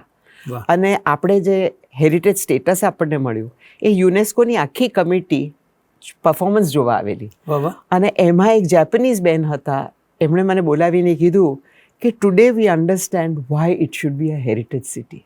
ક્યાં વાત. એટલે એવી રીતે સેલિબ્રેટ કરેલું. ઘણા વર્ષોથી અમે ગુજરાતી સાહિત્ય ઉપર કામ કરીએ છીએ, અને અમારી ઈચ્છા છે, અને વિશ્વકોશમાં બેઠી છું એટલે તો ખાસ કહીશ કે અમારું ખરેખર માનવું છે દર્પણમાં કે પરફોર્મન્સ એક એવી ભાષા છે કે જે બધી જ દિવાલ તોડીને તમારા આત્માને સ્પર્શે. વાહ રે વાહ. લોકોને વાંચવું ના હોય તો વાંચતા નથી, પણ તમને ગીત ના ગણગણવું હોય ને તો એ જો સુંદર ગીત હોય ને તે તમે ગણગણશો. અને ભલે પહેલાં તમે ફક્ત એનો ટ્યુન ગણગણશો, પણ ધીમે ધીમે શબ્દો આવશે, અને જો શબ્દો આવશે તો એ તમારા આત્મામાં એક વિચાર મૂકશે. વૃક્ષે. એટલે ખૂબ ઈચ્છા છે કે જે ગુજરાતના મહાન સાહિત્યકાર છે, કે જેને આજે કોઈ વાંચતું નથી, તમે એને 500 પાનાના પુસ્તકને 3 પેરેગ્રાફમાં કોઈ ટેક્સ્ટબુકમાં મૂકો તો એનો કોઈ અર્થ નથી. તો એક એવો પરફોર્મન્સ ક્રિએટ કરીએ, વિશ્વકોશ, અમે અને જે બીજા ગુજરાતી સાહિત્યમાં માનતા હોય, એક એવો પરફોર્મન્સ ક્રિએટ કરીએ કે ગુજરાતનું દરેક બાળક અને હિન્દુસ્તાનનું દરેક બાળક ગુજરાતના સાહિત્યમાં અને ગુજરાતના સાહિત્યકારોના વિચારમાં ફરીથી ડૂબી જાય. મેં પણ આ પ્રશ્ન એટલા માટે આપને પૂછ્યો કે વાંચન બહુ છૂટતું જાય છે. લગભગ એમ કહેવાય કે અધ્યાપકો કે શિક્ષકો પણ નથી જ વાંચતા. નથી વાંચતા. એટલા માટે મારે ખાસ ધ્યાન દોરવું હતું સૌનું કે ભાઈ પુસ્તકો જો તમારી સાથે હોય તો તમને ક્યારેય એકલતા સ્પર્શતી નથી. નથી જ. અને એ જેટલું મારા તમારા માટે સત્ય છે એટલું જ એમના માટે સત્ય છે. એવું માનવાને કારણ નથી કે ખાલી વિદ્રોહી સ્વભાવથી જ તમે તમારી વાત મૂકી શકો છો, બરાબર? કે બેડમિન્ટન રમતા હોય ને ચાલો આપણે કેન્ટીનમાં જઈએ, કે ચાલો આપણે સ્મોક કરી લઈએ, એ પણ એક ભાગ છે. અને મૂળ સાહિત્ય સાથે દોડવું, જેમાંથી પરફોર્મન્સ આવે, જેમાંથી આવતીકાલે કશું કરવાની ઈચ્છા જન્મે, એ પણ એક મોટો ભાગ છે. મને આપની પાસેથી એ જાણવામાં બહુ રસ છે કે શ્રેયસની જે 11 ધોરણ સુધીની યાત્રા રહી, એ સમયના કોઈ એવા શિક્ષકો કે એવા કોઈ યાદગાર, કારણ કે એ સમય બહુ જ મજાનો હોય છે. આપણો તરુણાવસ્થાને આપણે સ્પર્શ કરતા હોઈએ છીએ. અમારા હિન્દીના શિક્ષક હતા જે એટલા બધા કડક હતા કે અમને કહે કે તમારા આખા ક્લાસના માર્ક ભેગા થઈને પણ તમે એસએસસી પાસ નહીં કરો. અને પછી હું જ્યારે હિન્દી ફિલ્મો કરવા માંડી, મારા આઈઆઈએમમાં ઘણા બધા મિત્ર લખનવી હિન્દી બોલતા હતા, હિન્દુસ્તાની બોલતા હતા, એમની પાસેથી હિન્દુસ્તાની શીખી, એમની પાસેથી હિન્દુસ્તાની કવિતાઓ માણવાનું શીખી. ત્યારે બહુ વર્ષો પછી મને એ શિક્ષક મળેલા અને હસવા માંડ્યા કે તને યાદ છે મેં તને આવું કીધેલું, પણ યુ હેવ પ્રૂવડ અધરવાઇઝ. પછી 2 શિક્ષકો હતા કે જે ઓક્સફર્ડ યુનિવર્સિટીથી આવેલા. અચ્છા. એ લોકોને કંઈક આઈ થિંક પીએચડી કરવામાં એવું હોય છે કે 1 વર્ષ કોઈ બીજા દેશમાં જઈને શીખવાડવું પડે. એમાં એક હતો મેથ્સનો ટીચર. મને બાળપણથી મેથ્સ નહોતું ગમતું, પણ એણે જે 2 વર્ષ મને શીખવાડ્યું ને, તો હું ગણિતના પ્રેમમાં પડી ગઈ. ઓહો. અને આજે પણ એક નૃત્યાંગના તરીકે કે જેને તાલ વાદ્ય બહુ જ ગમે છે, હું ફક્ત ગણિત જ જોઉં છું. કારણ કે તાલમાં ખરેખર ગણિત જ છે. જો તમારે સંગીતકાર બનવું હોય તો તમારે ગણિત જ કરવાનું છે. પણ જો તમને એવો શિક્ષક મળે કે એ જે કનેક્શન છે એ કરી આપે. હા. હું પ્રયાસ કરું છું કે શ્રેયસમાં જે અમે શીખ્યા એ શિક્ષક પાસેથી એ દર્પણના બાળકોને હું કહું કે લોકો ને હું તો એ લોકોને પૂછું કે તમારા ફેવરેટ સબ્જેક્ટ કયા છે, એટલે 10માંથી 6 બાળકો 7 બાળકો એમ કહે કે અમને મેથ્સ નથી ગમતું.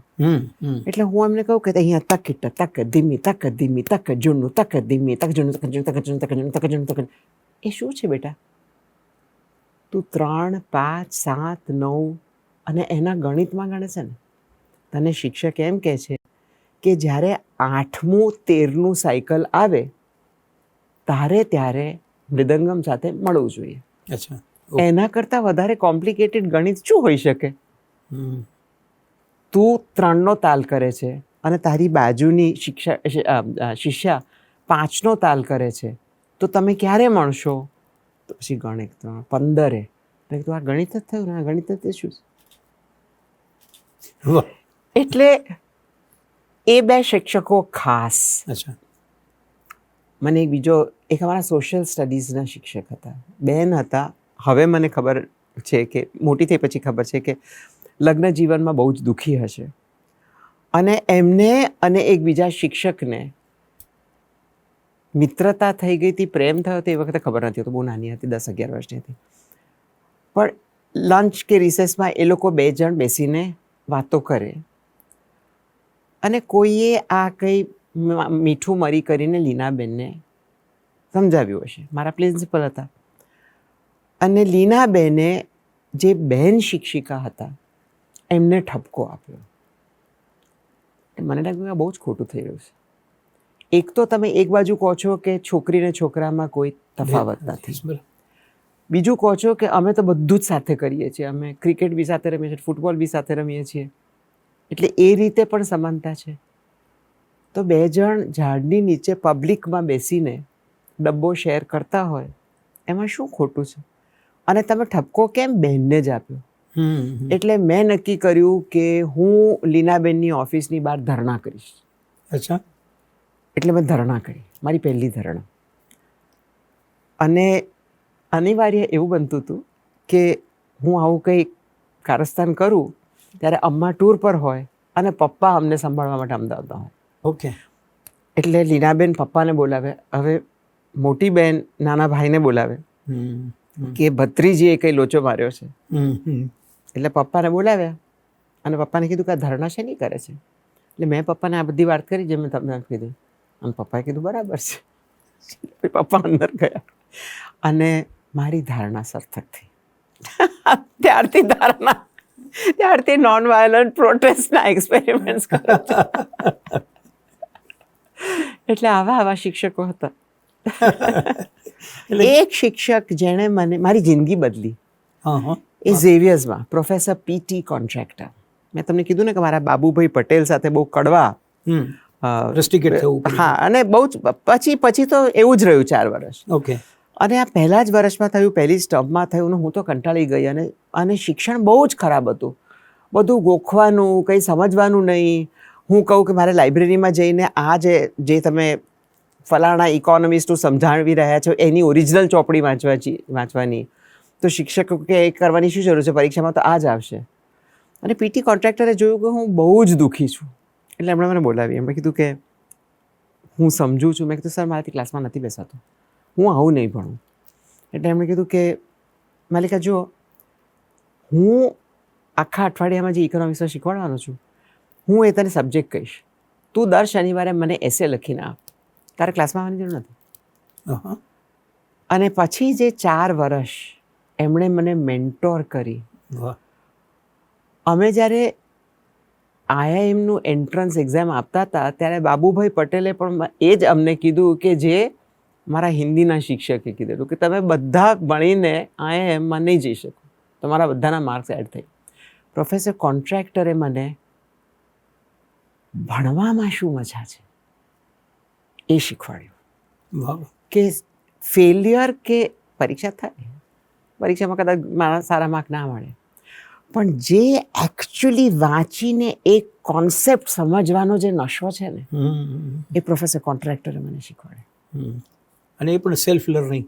એ જ કે તમારા પોતાના. અને એ વખતે ત્યાં લાઇબ્રેરીમાં જઈને કેટલી બધી રેફરન્સ બુક્સ લો, એને કોપી કરો હાથથી, પછી એ નોટ્સને તમે ઘરે લઈ જાઓ, એની ફેર નોટ્સ બનાવો.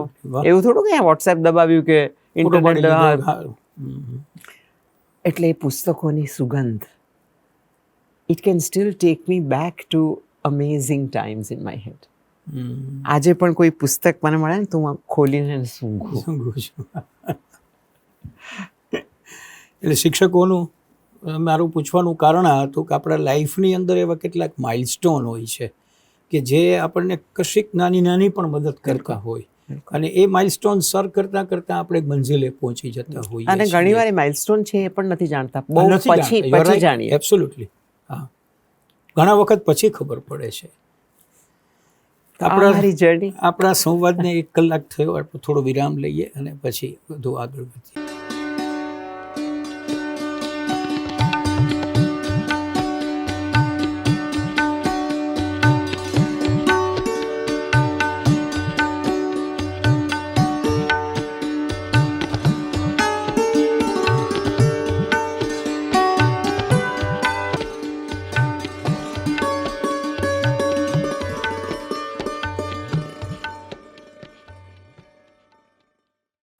મિત્રો, આપણે સૌ અત્યારના એક એવી રસપ્રદ સંવાદની યાત્રામાં પસાર થઈ રહ્યા છીએ કે એમાં વચ્ચે અટકવું પણ આપણને નથી ગમતું. હજુ તો આપણે વિક્રમભાઈ અને મૃણાલિનીબેન, એમને શાળાઓ કે એમના જે પોતાના નિજી અનુભવો, જેમાં આપણને રિયલ મલ્લિકાનો એક સ્વભાવ દેખાય છે, એ આપણે અનુભવે એમની પાસેથી જાણ્યું છે. પણ આપણે તો કોરિયોગ્રાફર, નૃત્યાંગના, વિશ્વસ્તરે આપણા સાહિત્ય કૃતિઓને મૂકનાર એક વ્યક્તિત્વ, અનેક લોકોને ઘડનાર એક વ્યક્તિ તરીકે એમની પાસેથી જાણવું છે અને દર્પણમાં આપણે પ્રવેશ કરવો છે. ફરી એકવાર હું આપને સ્વાગત કરું અને આપને વિનંતી કરું કે જે અનુભવો આપને પ્રાપ્ત થયા સેન્ટ ઝેવિયર્સ પછીના, આપે વચ્ચે પણ કહ્યું કે IIMમાં ભણવાનું થયું, તો ત્યાંથી આપણે દોર શરૂ કરીએ અને છેક દર્પણ સુધી જઈએ, કારણ કે એ અનુભવો પણ મને ખ્યાલ છે કે બહુ જ રસપ્રદ છે, જેના વિશે પણ જાણવું અમને બહુ જ ખૂબ વિશ્વાસ છે. હું મોટી થતી હતી ને ત્યારે એક મને મારા કારકિર્દી માટે ચોક્કસાઈ હતી કે હું નૃત્યાંગના નહીં બનું. એવું ખૂબ મહેનત છે, આટલી મહેનત કરાય જ નહીં. હું તો ચોપડી લઈને ક્યાંક પડી રહેવાવાળી છોકરી છું. મને તો સ્પોર્ટ્સ પણ ગમતું નથી. હું ફિઝિકલી ખૂબ લેઝી છું અને મેં અમ્માને જોયા છે કે તમને સારું હોય કે ના સારું હોય, તમારે રિયાઝ કરવાનું એટલે રિયાઝ કરવાનું. તમે માંદા હો કે સારા હો, કોઈ 103 તાવ હોય તો તમે ઇન્જેક્શન લઈને સ્ટેજ પર જાઓ, તો આપણાથી નહીં થાય. એમ કંઈ પણ સહેલું કરીશ એટલે નાટકમાં ગઈ. કૈલાસભાઈ પાસે નાટક શીખવા માંડી. ઝેવિયર્સમાં નાટક કરું, શ્રેયસમાં નાટક કરું, IIMમાં નાટક કરું, કારણ કે એમાં ફિઝિકલ બહુ નહીં ને. પણ હંમેશા લોકો મને યુથ ફેસ્ટિવલમાં પાર્ટ લે, આમાં ડાન્સ કર, આમાં ડાન્સ કર, આમાં. ડાન્સ ચાલુ હતું, શીખવાનું ચાલુ હતું, પણ એ ચોક્કસાઈ સાથે કે આ પ્રોફેશન નહીં બને. અને પછી IIMમાં ભણી, PhD કર્યું એક એવા સબ્જેક્ટ પર કે જેમાં તમને રસ લાગશે. કે પહેલેથી ઝેવિયર્સમાં ગઈ ત્યારથી એમ લાગતું હતું કે લોકો આટલા જલ્દી સત્યથી કરપ્શન તરફ કેમ જતા રહે છે. કારણ કે ઝેવિયર્સમાં જેમ પરીક્ષા પાસે આવે તેમ લોકોની વાતો એ જ હોય કે મારા કાકા છે ને એ તો પેલા એક્ઝામિનરને ઓળખે છે, મને પ્રોબ્લેમ નથી થવાનો. અને મને સમજણ ના પડે શું છે, ભણવું કોઈને નથી. હા, એટલે મારું PhD એના ઉપર હતું કે લોકો હિન્દુસ્તાનમાં આટલા જલ્દી વટલાઈ કેમ જાય છે. ઓકે, કેમ આટલા જલ્દી શોર્ટકટ્સ થઈ જાય છે. એટલે બહુ જ ઇન્ટરેસ્ટિંગ હતું. એની કોઈ બીજા વાર્તાલાપમાં આપણે વાત કરીશું. પણ હું બહુ જ ડિપ્રેશનમાંથી પાસ થઈ રહી હતી ને એક દિવસ એક યુરેકા મોમેન્ટ આવ્યો મારો અને મેં રિયલાઇઝ કર્યું કે હું શું કરી રહી છું, ફાલતુગીરી અહીંયા તે. મારે તો નૃત્ય કરવું છે. અને પપ્પાને ગુજરી ગયાને 5 વર્ષ થઈ ગયેલા. અમ્માને નૃત્ય કરવું નહોતું કારણ કે એમના માનસિક પાર્ટનર ગુજરી ગયેલા. અને અમ્માને માટે આ પુનર્જન્મ થયો કે એમની દીકરી આવી. અને એના પછી અમ્માની બીજી ઇનિંગ શરૂ થઈ. અમ્મા અમારા બંને ઉપર કોરિયોગ્રાફ કરવા માંડ્યા.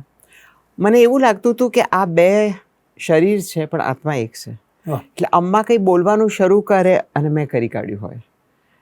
પણ મને હંમેશા લાગતું કે હું ક્રિએટર નથી. હું ક્રિએટરને માટે સૌથી સરસ માટી છું, કોઈ પણ ક્રિએટર માટે. પણ હું ક્રિએટ નહીં કરી શકું. પછી પીટર બ્રુક સાથે 5 વર્ષ કાઢ્યા, દ્રૌપદી કર્યું. એ વખતે ખ્યાલ આવ્યો કે અમ્મા જે રીતે નૃત્ય અને નાટકને સમાજને કંઈક સત્ય કહેવા માટે વાપરે છે, એ રીતે વાપરવું જરૂરી છે.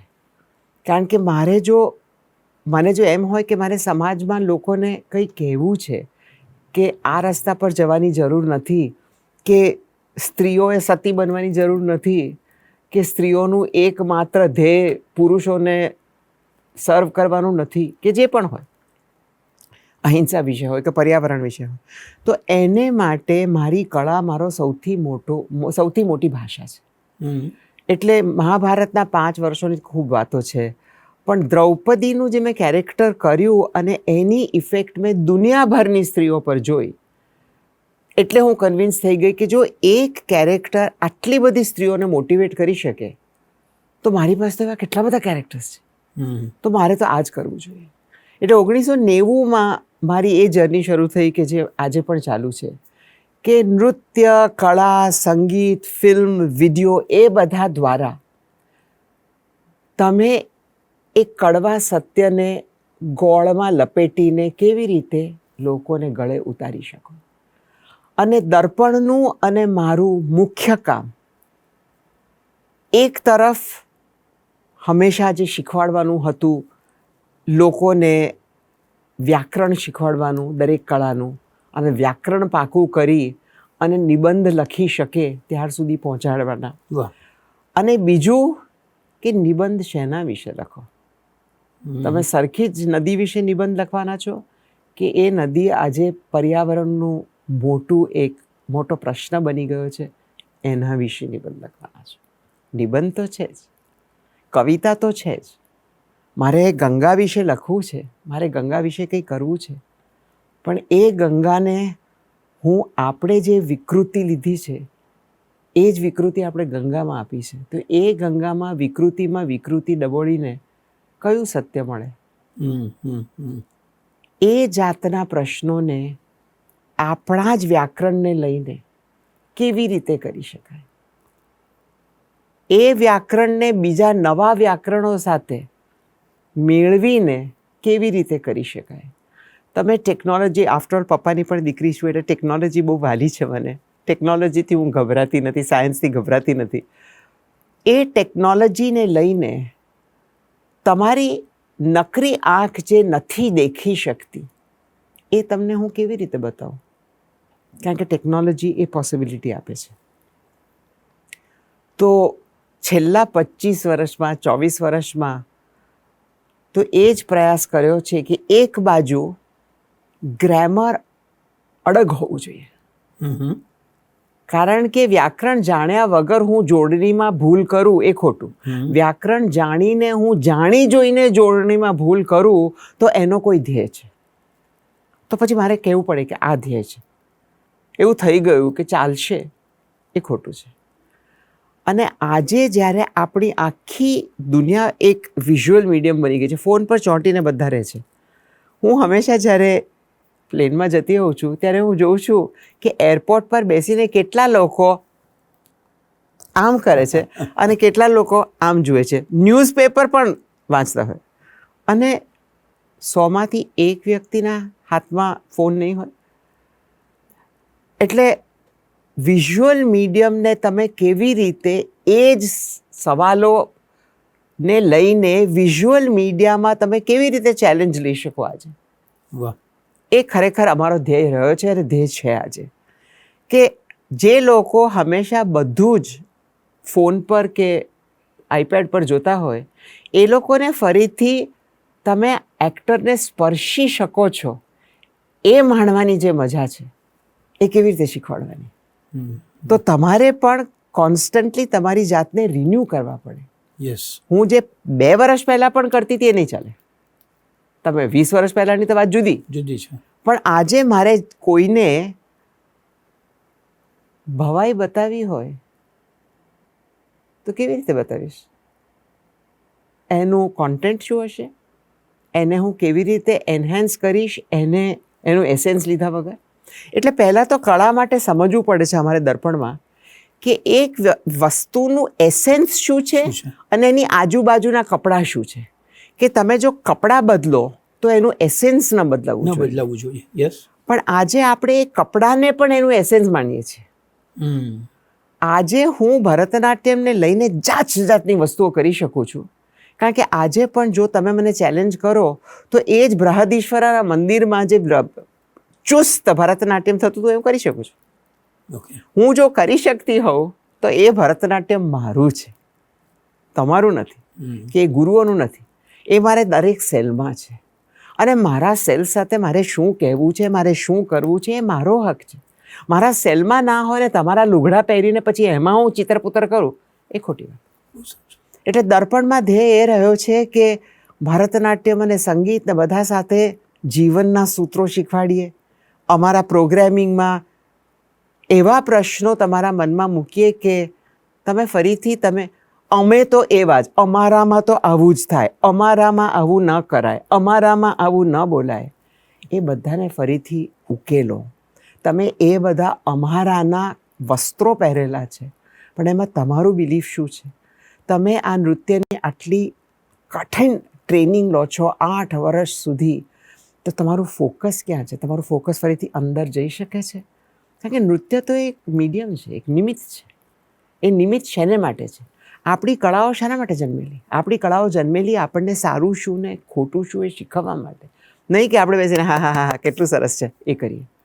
આપણી બધી કળા, આપણે વાર્તાઓ કેમ કહીએ છીએ? આજે ભરતનાટ્યમમાં જો હું નાયિકા બનીને એમ કહેતી હોઉં કે મારે તમારી ઝંખના છે, શેની ઝંખના છે? આત્મા અને પરમાત્માની ઝંખના છે. એ કોઈ વ્યક્તિની ઝંખના નથી, એ કોઈ મૂર્તિની ઝંખના નથી, એ કોઈ મંદિરની ઝંખના નથી. જો એ તમે બાળકને સમજાવો નહીં તો ભણતર આજના જેવું થઈ શકે કે બેટા પરીક્ષા પાસ કરવાની છે, શીખ્યા કે ના શીખ્યા કંઈ વાંધો નહીં. અને દર્પણમાં અમે એને ક્વેશ્ચન કરીએ છીએ આખો વખત. અમારા બધા પરફોર્મન્સીસ, અમારી બધી વિડીયોઝ, અમારા બધા લેક્ચર્સ, અમે જે નટરાણીમાં બતાવીએ છીએ એ એને માટે છે કે તમારામાં એવું કંઈક તત્વ અમે જીવંત કરી શકીએ કે તમે હું કોણ છું અને હું શાને માટે આ દુનિયામાં છું એ ક્વેશ્ચન કરી શકો.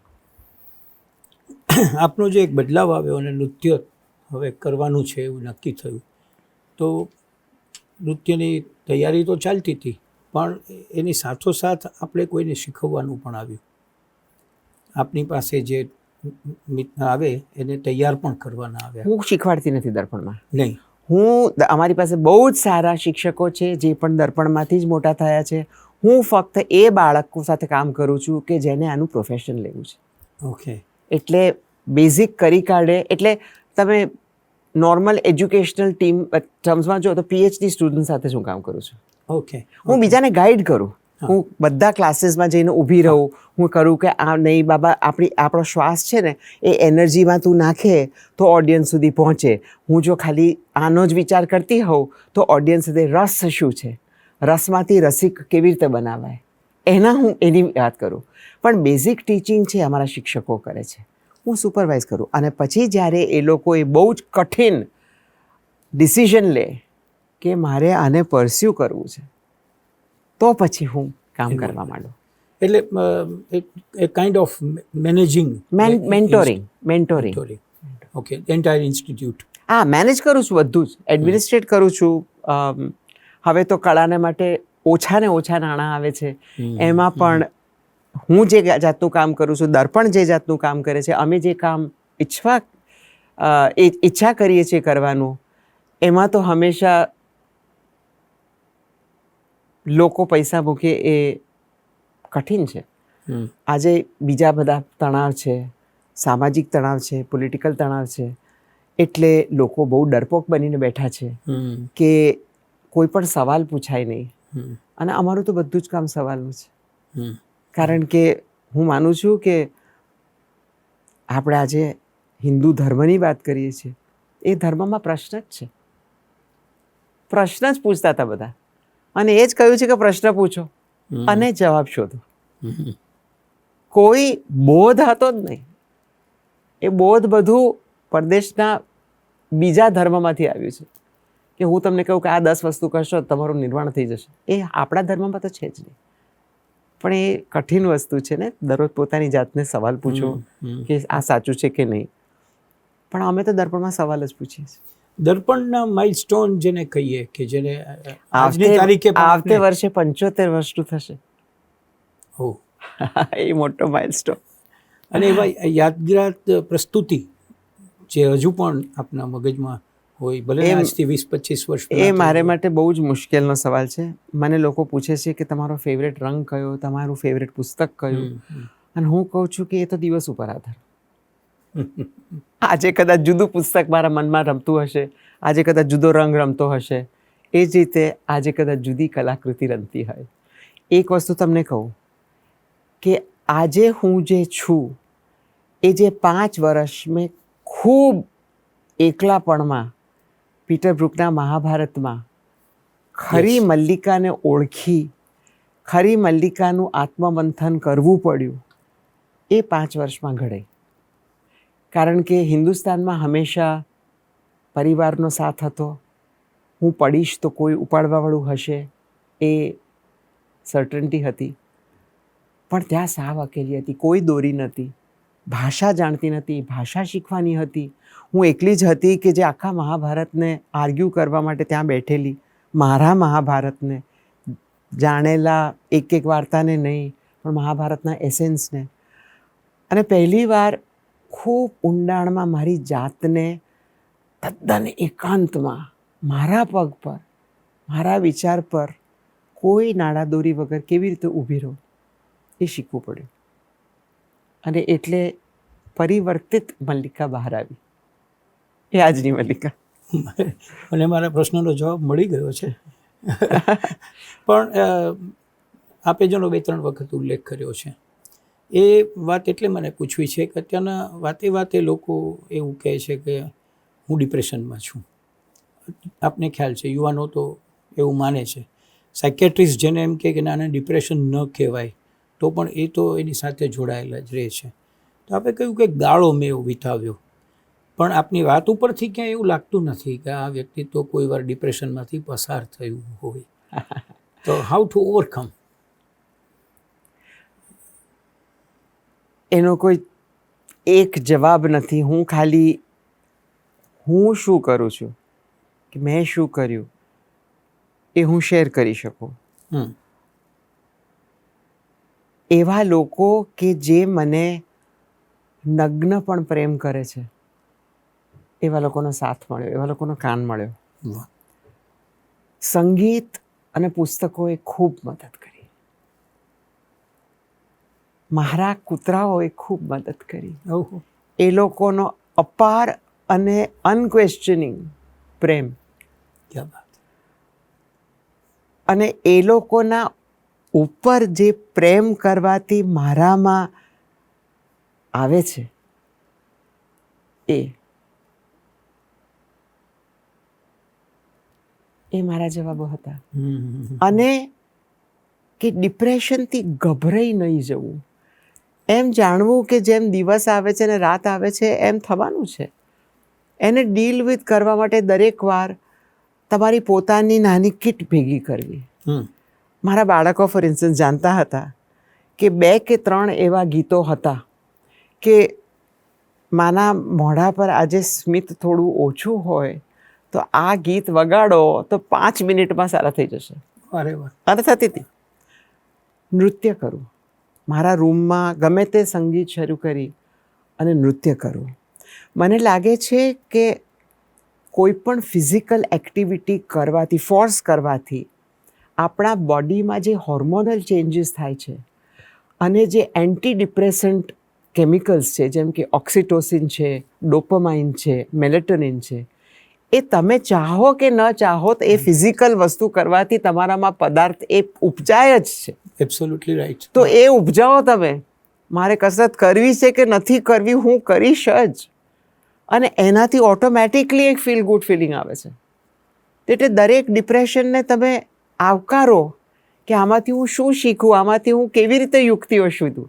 એટલે આવતે વખતે જ્યારે આવશે ત્યારે ઓછો સમય હશે, અને ખરાબ વધારે સમય આવે તો પણ જાણો કે સૂરજ ઉગવાનો છે, અને એમાં હું પાર્ટિસિપેટ કરીશ. કોઈની મદદ જોઈતી હશે લઈશ, સાયકાઇટ્રિસ્ટની મદદ જોઈતી હોય તો લઈશ, પણ કિક સ્ટાર્ટ કરવા માટે એક પ્રોસેસ કિક સ્ટાર્ટ કરવાનો. દવા લેવી પડે તો લઈશ, ઊંઘ નહીં આવતી હોય તો દવા લઈશ, મારે જો બહુ ડિપ્રેશન હશે ને એન્ટી એન્ઝાયટી લેવી પડે તો લઈશ, પણ એ ફક્ત એક કિક સ્ટાર્ટ કરવા માટે. પણ કસરત એક એવી વસ્તુ છે અને કસરત એટલે કંઈ પણ, તમે ડાન્સ પણ કરી શકો, સ્વિમ પણ કરી શકો, જીમમાં પણ જઈ શકો. હું ડાન્સ કરું છું. હું મારા રૂમમાં મ્યુઝિક મૂકી અને જેમ હું ડિસ્કોટેકમાં ડાન્સ કરું એમ ગાંડાની જેમ ડિસ્કો કરું છું. અચ્છા. અને મને ખબર છે કે હું ડિપ્રેશનમાં હોઉં અને હું કલાક કે 1.5 કલાક કરીશ તો ડિપ્રેશન ક્યાં ગયું એ ખબર પણ નથી. અને આ કેમિકલ રિએક્શન છે, આ મનનો સવાલ નથી મારી એન્ઝાયટી ઓછી થઈ કે નહીં, મારા વિચારો ઓછા થયા કે નહીં, પણ ડિપ્રેશન તો જતું રહેશે ને એન્ઝાયટી ઓછી થશે જ. પ્રાણાયામ કરું છું, મેડિટેટ કરું છું. હું વર્ષોથી ટ્રાન્સેન્ડેન્ટલ મેડિટેશન કરું છું. ઓકે. ઘણો વાર વચ્ચે છૂટી જાય છે. મને ખબર છે કે આજે મને ચિંતા છે, બેસીને કરી લઉં છું. પણ એટલે આપણું પોતાનું ટૂલ કિટ આમાં ઊભું કરવાનું હોય. વાહ વાહ. અને દરેકનું ટૂલ કિટ જુદું હોય. પણ એ પેટ ભરીને ખાવાનું એ ટૂલ કિટ નથી, કારણ કે એ શરીરમાં કે બધું ઊંધું કરે છે. પણ કસરત જરૂર છે. સંગીત એટલો બધો મોટો ભાગ છે સંગીત. તમને ખબર પણ નથી કે તમને સંગીત શું કરે. સાયન્સ આજે ભણી રહ્યું છે કે સંગીત કરવાથી તમારા શરીરમાં શું શું ફેરફાર થાય છે, અને બધા ફેરફાર પોઝિટિવ છે. તમે સેડ સોંગ ગાતા હો ને તમે રડો ને એ પણ પોઝિટિવ છે. હા, વાહ. એટલે નથી કહેતા કે રડી કાઢ, તું અંદર ના દબાઈ લાગે, રડી કાઢ. પછી મને બહુ ડિપ્રેશન હોય ને તો હું એવી ફિલ્મો જોઉં કે જેમાં મને ખૂબ રડવું આવે એવું મને ખબર છે. એવી મારી 5-6 ફિલ્મો છે કે જે ખૂબ હસાવે, અને એવી મારી 5-6 ફિલ્મો છે કે જે ખૂબ રડાવે. વાહ વાહ. અને પછી ખૂબ રડું અને પછી એમ લાગે કે હા, નાહી લીધું. બહુ અચ્છી વાત. આ બહુ જરૂરી છે કે આપના જેવી વ્યક્તિ આ વાત કરે. મને એક નાનકડો પણ થોડો ટ્રિકી પ્રશ્ન સૂચ્યો છે કે આટલી બધી વ્યસ્તતા ને આટલી બધી જોયફુલ એન્વાયરમેન્ટમાં જે મલ્લિકા સારાભાઈ ડેવલપ થયા, એમને રાજકારણ સાથે કેમ સંબંધ પડ્યો, અથવા એણે કેવું વિચાર્યું? એના કોઈ પાછળ તો કોઈ એક મૂલ્ય હશે. જો મેં તમને કીધું કે પહેલેથી રાજકારણ જીવિત તો હતું જ. હા. એટલે રાજકારણની વાતો તો થતી જ હતી. બહુ જ આઈડિયલિસ્ટિક ઉછેર હતો. અને આજે પણ હું માનું છું. અને હું જ્યારે ઇલેક્શનમાં ગઈ એ પહેલાં 5 વર્ષથી હું જ્યાં પણ લેક્ચર આપવા જાઉં ત્યાં હું એમ કહેતી હતી કે હું માનું છું કે હિન્દુસ્તાનને ગવર્નન્સની જરૂર છે, રાજકારણની નહીં. અને જો મારી સાથે કોઈ પણ, તમે જે પણ પોલિટિક્સમાં માનતા હોય, મને કોઈ ઇન્ટરેસ્ટ નથી. તમને હિન્દુસ્તાનનો છેવટનું વ્યક્તિની જિંદગી જો સુધારવી હોય તો તમે મને તમારા 5 નહીં 7 વર્ષ આપો. પહેલાં 2 વર્ષ તમે જ્યાં રહો છો, જ્યાંથી તમે ઊભા રહેશો, એની દરેક નાડી જાણો. ખરા સવાલ શું છે, લોકોની ખરી તકલીફ શું છે, તમે એ લોકોના સોલ્વ કરવાના ટ્રાય કરો. એટલે લોકો જુએ 2 દિવસ કે તમારે ખરેખર એ લોકોની જિંદગીને સુધારવી છે, નહીં કે મારે પોસ્ટર્સ મૂકીને તમને કહેવું છે કે હું આ આપીશ. અને પછી તમે ઊભા રહો. આપણે જો 200 કે 300 આવા લોકો 2 વર્ષનું હોમવર્ક કરીને ઊભા રહીએ અને એમાંથી 30 જણ પણ જો લોકસભામાં જાય તો એ 30નો બ્લોક એટલો બધો સ્ટ્રોંગ હશે. અને તમે નક્કી કરી લો કે હું કોઈની પીઠ ખંજવાળવાનો નથી ને કોઈ મારી પીઠ ખંજવાળવાનો નથી, મારે ફરીથી ઇલેક્ટ થવું જ નથી. પણ આ 5 વર્ષમાં હું મારી કોન્સ્ટિટ્યુઅન્સીને 1 થી 10 સુધી પહોંચાડીને દેખાડીશ કે આજે જે બધી સ્કીમ્સ છે ગવર્મેન્ટની, એ જ સ્કીમનો છેલ્લો રૂપિયો જો ખરેખર જે બાબતમાં વપરાવો જોઈએ એમાં વપરાય, દરેક સ્કીમમાં જે પોષણ મળવું જોઈએ એ છેલ્લી વ્યક્તિને મળે, તો લોકોની જિંદગી 5 વર્ષમાં તમે એવી કરી દેશો કે એ લોકો પોતાના પગ ઉપર ઊભા હશે, તમારી જરૂર જ નહીં પડે. મને એ આશા છે. અને એને 5 વર્ષ મેં આ લેક્ચર આપ્યું, એક પણ બીજી વ્યક્તિ ઊભી ના રહી. એટલે મેં મારી જાતને કીધું ચલો અજમાવી તો જોઈએ. તદ્દન સત્ય અને ટ્રાન્સપેરન્સીથી એક ઇલેક્શન લડાય છે કે નહીં, જીતવાનું હારવાનું છૂટું છે, લડાય છે કે નહીં, અને એના વિશે તો હું કોઈ દિવસ ફિલ્મ બનાવીશ.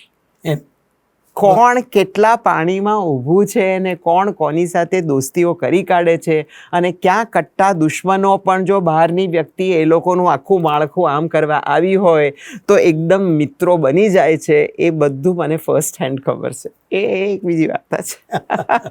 પણ આટલે હું પડી.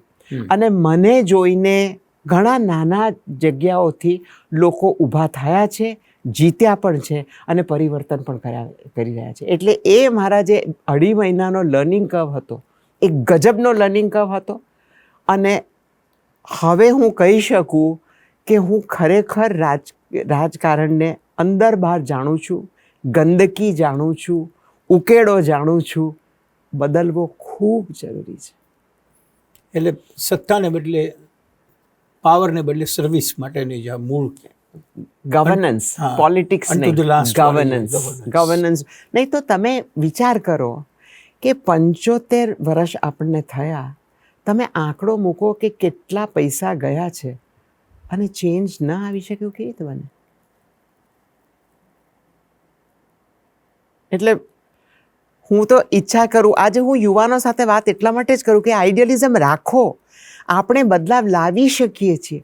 આજે ફોર ઇન્સ્ટન્સ કોર્પોરેટ વર્લ્ડમાં હું આઈએમ છોકરાઓ સાથે વાત કરતી, અત્યાર સુધી ખાલી શું પે પેકેટ મળે એ જ જોતા હતા. છેલ્લા 5 કે 7 વર્ષમાં આવીને પૂછે છે કે તમે તમારા કચરા સાથે શું કરો છો, તમે પર્યાવરણ માટે શું કરો છો. અમને જો લાગશે કે તમે પર્યાવરણનો નાશ નથી કરી રહ્યા તો અમે કંપની જોઈન કરીએ. એટલે ક્યાં કોન્શિયન્સ ફરીથી આવી રહી છે, એ કોન્શિયન્સ પોલિટિક્સમાં આવી જરૂર. હું ડિશોમ નામની એક સંસ્થા સાથે કામ કરું છું. ડિશોમ સંસ્થા, ડિશોમ એટલે ઝારખંડીમાં પરિવર્તનનો શબ્દ છે. ત્યાં એ લોકો દર વર્ષે 1 વર્ષનો ટ્રેનિંગ પ્રોગ્રામ લે છે નેતૃત્વ માટે અને વેલ્યુઝ અને આઈડિયલિઝમ માટે. જ્યાં એ લોકો ગ્રાસરૂટ લેવલના, એ લોકોને 200-300 એપ્લિકેશન આવે છે કે જે કોઈ આદિવાસી સંસ્થામાં કામ કરતું હોય, કોઈ એક NGO હોય કે પછાત વર્ગ સાથે કામ કરતું હોય, કોઈ એક NGO હોય કે એજ્યુકેશનમાં કામ કરતું હોય. અને એ લોકોને લાગે છે કે અમને જો નેતૃત્વની ટ્રેનિંગ મળે અને અમને જો પોલિટિકલ મશીનરીમાં જવાની ટ્રેનિંગ મળે તો અમારે અમારા સમાજમાં આવીને કામ કરવું છે. હમણાં એનું 3જું સાયકલ ચાલી રહ્યું છે. અને પહેલા સાયકલના 3 આદિવાસી બહેનો પહેલીવાર ઇલેક્ટ થઈને પંચાયત અને મ્યુનિસિપલ કોર્પોરેશનમાં આવી છે. અને હું ટ્રેક કરી રહી છું એ લોકોનો ટ્રેક રેકોર્ડ, અને એટલો બધો આશાસ્પદ છે કે આવી જાતની સંસ્થાઓ સાથે સંકળાવવું મને ખૂબ ગમે છે. કારણ કે એ લોકોને પોતાનું આત્મબળ આપે છે અને ફરીથી કહે છે કે તમારે ગંદા બનીને જીવવાની જરૂર નથી, તમારે ગંદકી કરીને ઇલેક્ટ થવાની જરૂર નથી, બીજો રસ્તો છે. અને ખરેખર તમે ગામડામાં જઈને 1 વર્ષ રહીને ગામડામાં પરિવર્તન લાવો ને તો તમે પંચાયતમાં ઇલેક્ટ થશે જ. ગમે તેટલા પૈસા તમે બીજે પાર્ટી આપતી હશે ને તમે ઇલેક્ટ થશો. કારણ કે લોકો મૂર્ખ નથી, લોકો દર વખતે જૂઠાણાથી જીતશે નહીં. એમને તમે ઓલ્ટરનેટ આપો કે જે એ લોકોએ જેનાથી એ લોકોની જિંદગી બદલાઈ છે, તમને એ ઓલ્ટરનેટ એ લોકો ચૂઝ કરશે, એ મને આશા છે. અત્યારની બહુ મોટી નિરાશાનો વિષય એ રાજકારણ છે જ. અને એમાં એક નાનકડી આશા આ વાત છે ઉપરથી જ. જન્મે એવું છે અને એ બહુ જ ગ્રાસરૂટ લેવલથી શરૂ કરવાનું છે. અત્યારના મેજર એક્ટિવિટીનું કોન્ટ્રીબ્યુશન કયું બાબત? દર્પણ કે દર્પણ ઉપરાંતની પ્રવૃત્તિઓ, સમાજ સાથેનો સ્પર્શ? કદાચ ગુજરાતમાં આ સમાચારને બહાર આપવા ગુજરાતની પ્રેસને જરૂરી ના લાગ્યું, પણ હું ગયા ડિસેમ્બરમાં કેરળમાં એક પરિવર્તન આવી રહ્યું છે. આમ તો દરેક યુનિવર્સિટીના ચાન્સેલર ઓટોમેટિકલી ગવર્નર હોય છે આખા હિન્દુસ્તાનમાં. કેરલે નક્કી કર્યું કે એમની 14 યુનિવર્સિટીઝમાં એ લોકોને કોઈ એ સબ્જેક્ટનું શ્રેષ્ઠ વ્યક્તિ જોઈતું હતું. એટલે એ લોકોએ અસેમ્બલીમાં પાસ કર્યું કે અમારે હવે ઓટોમેટિક કોઈ પોલિટિકલ ફિગર કે પોલિટિકલ અપોઇન્ટી અમારા ચાન્સેલર બને એ અમને નથી જોઈતું, અને અમે એ સબ્જેક્ટના એકને બનાવીશું. કેરલામાં 1930માં કેરળ કલામંડલમ કરીને એક સંસ્થાનું સ્થાપન થયેલું. ત્યાંના મહાન કવિ વલ્લતોડ અને ત્યાંના એ વખતના રાજાએ મુકુંદ રાજાએ પોતાનો મહેલ આપીને સંસ્થા શરૂ કરી. અને મારા બાળપણમાં તો કલામંડલમ એટલે કથકલીનું સૌથી શ્રેષ્ઠ જગ્યા એવું. પછી લગભગ 15 કે 18 વર્ષ પહેલાં એને ડીમ્ડ ફોર યુનિવર્સિટી બનાવી અને ત્યારથી એનું પતન શરૂ થયું. કોઈ IAS ઓફિસર આવે, કોઈ વાઇસ ચાન્સેલર તરીકે નહીં. અને જેમ આપણી વધારે પડતી યુનિવર્સિટીઝ કે જેમાં સ્ટેટ કે સેન્ટરનો ભાગ હોય એની જે હાલત થાય છે એવી થવા માંડેલી. એટલે કેરલા ચીફ મિનિસ્ટરે આ ડિસિઝન લીધું અને કેરલા કલામંડળની ચાન્સેલર મને બનાવી.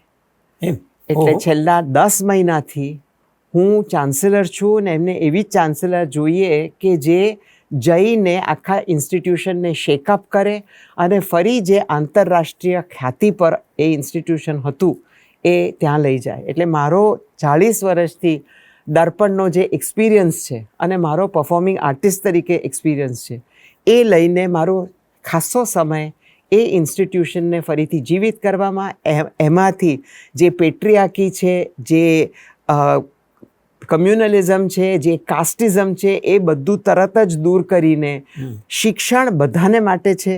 જેને ભણવું હોય એ ભણે અને જો કળાનું શિક્ષણ હોય તો એ કળા કયા સ્તર પર હોવી જોઈએ.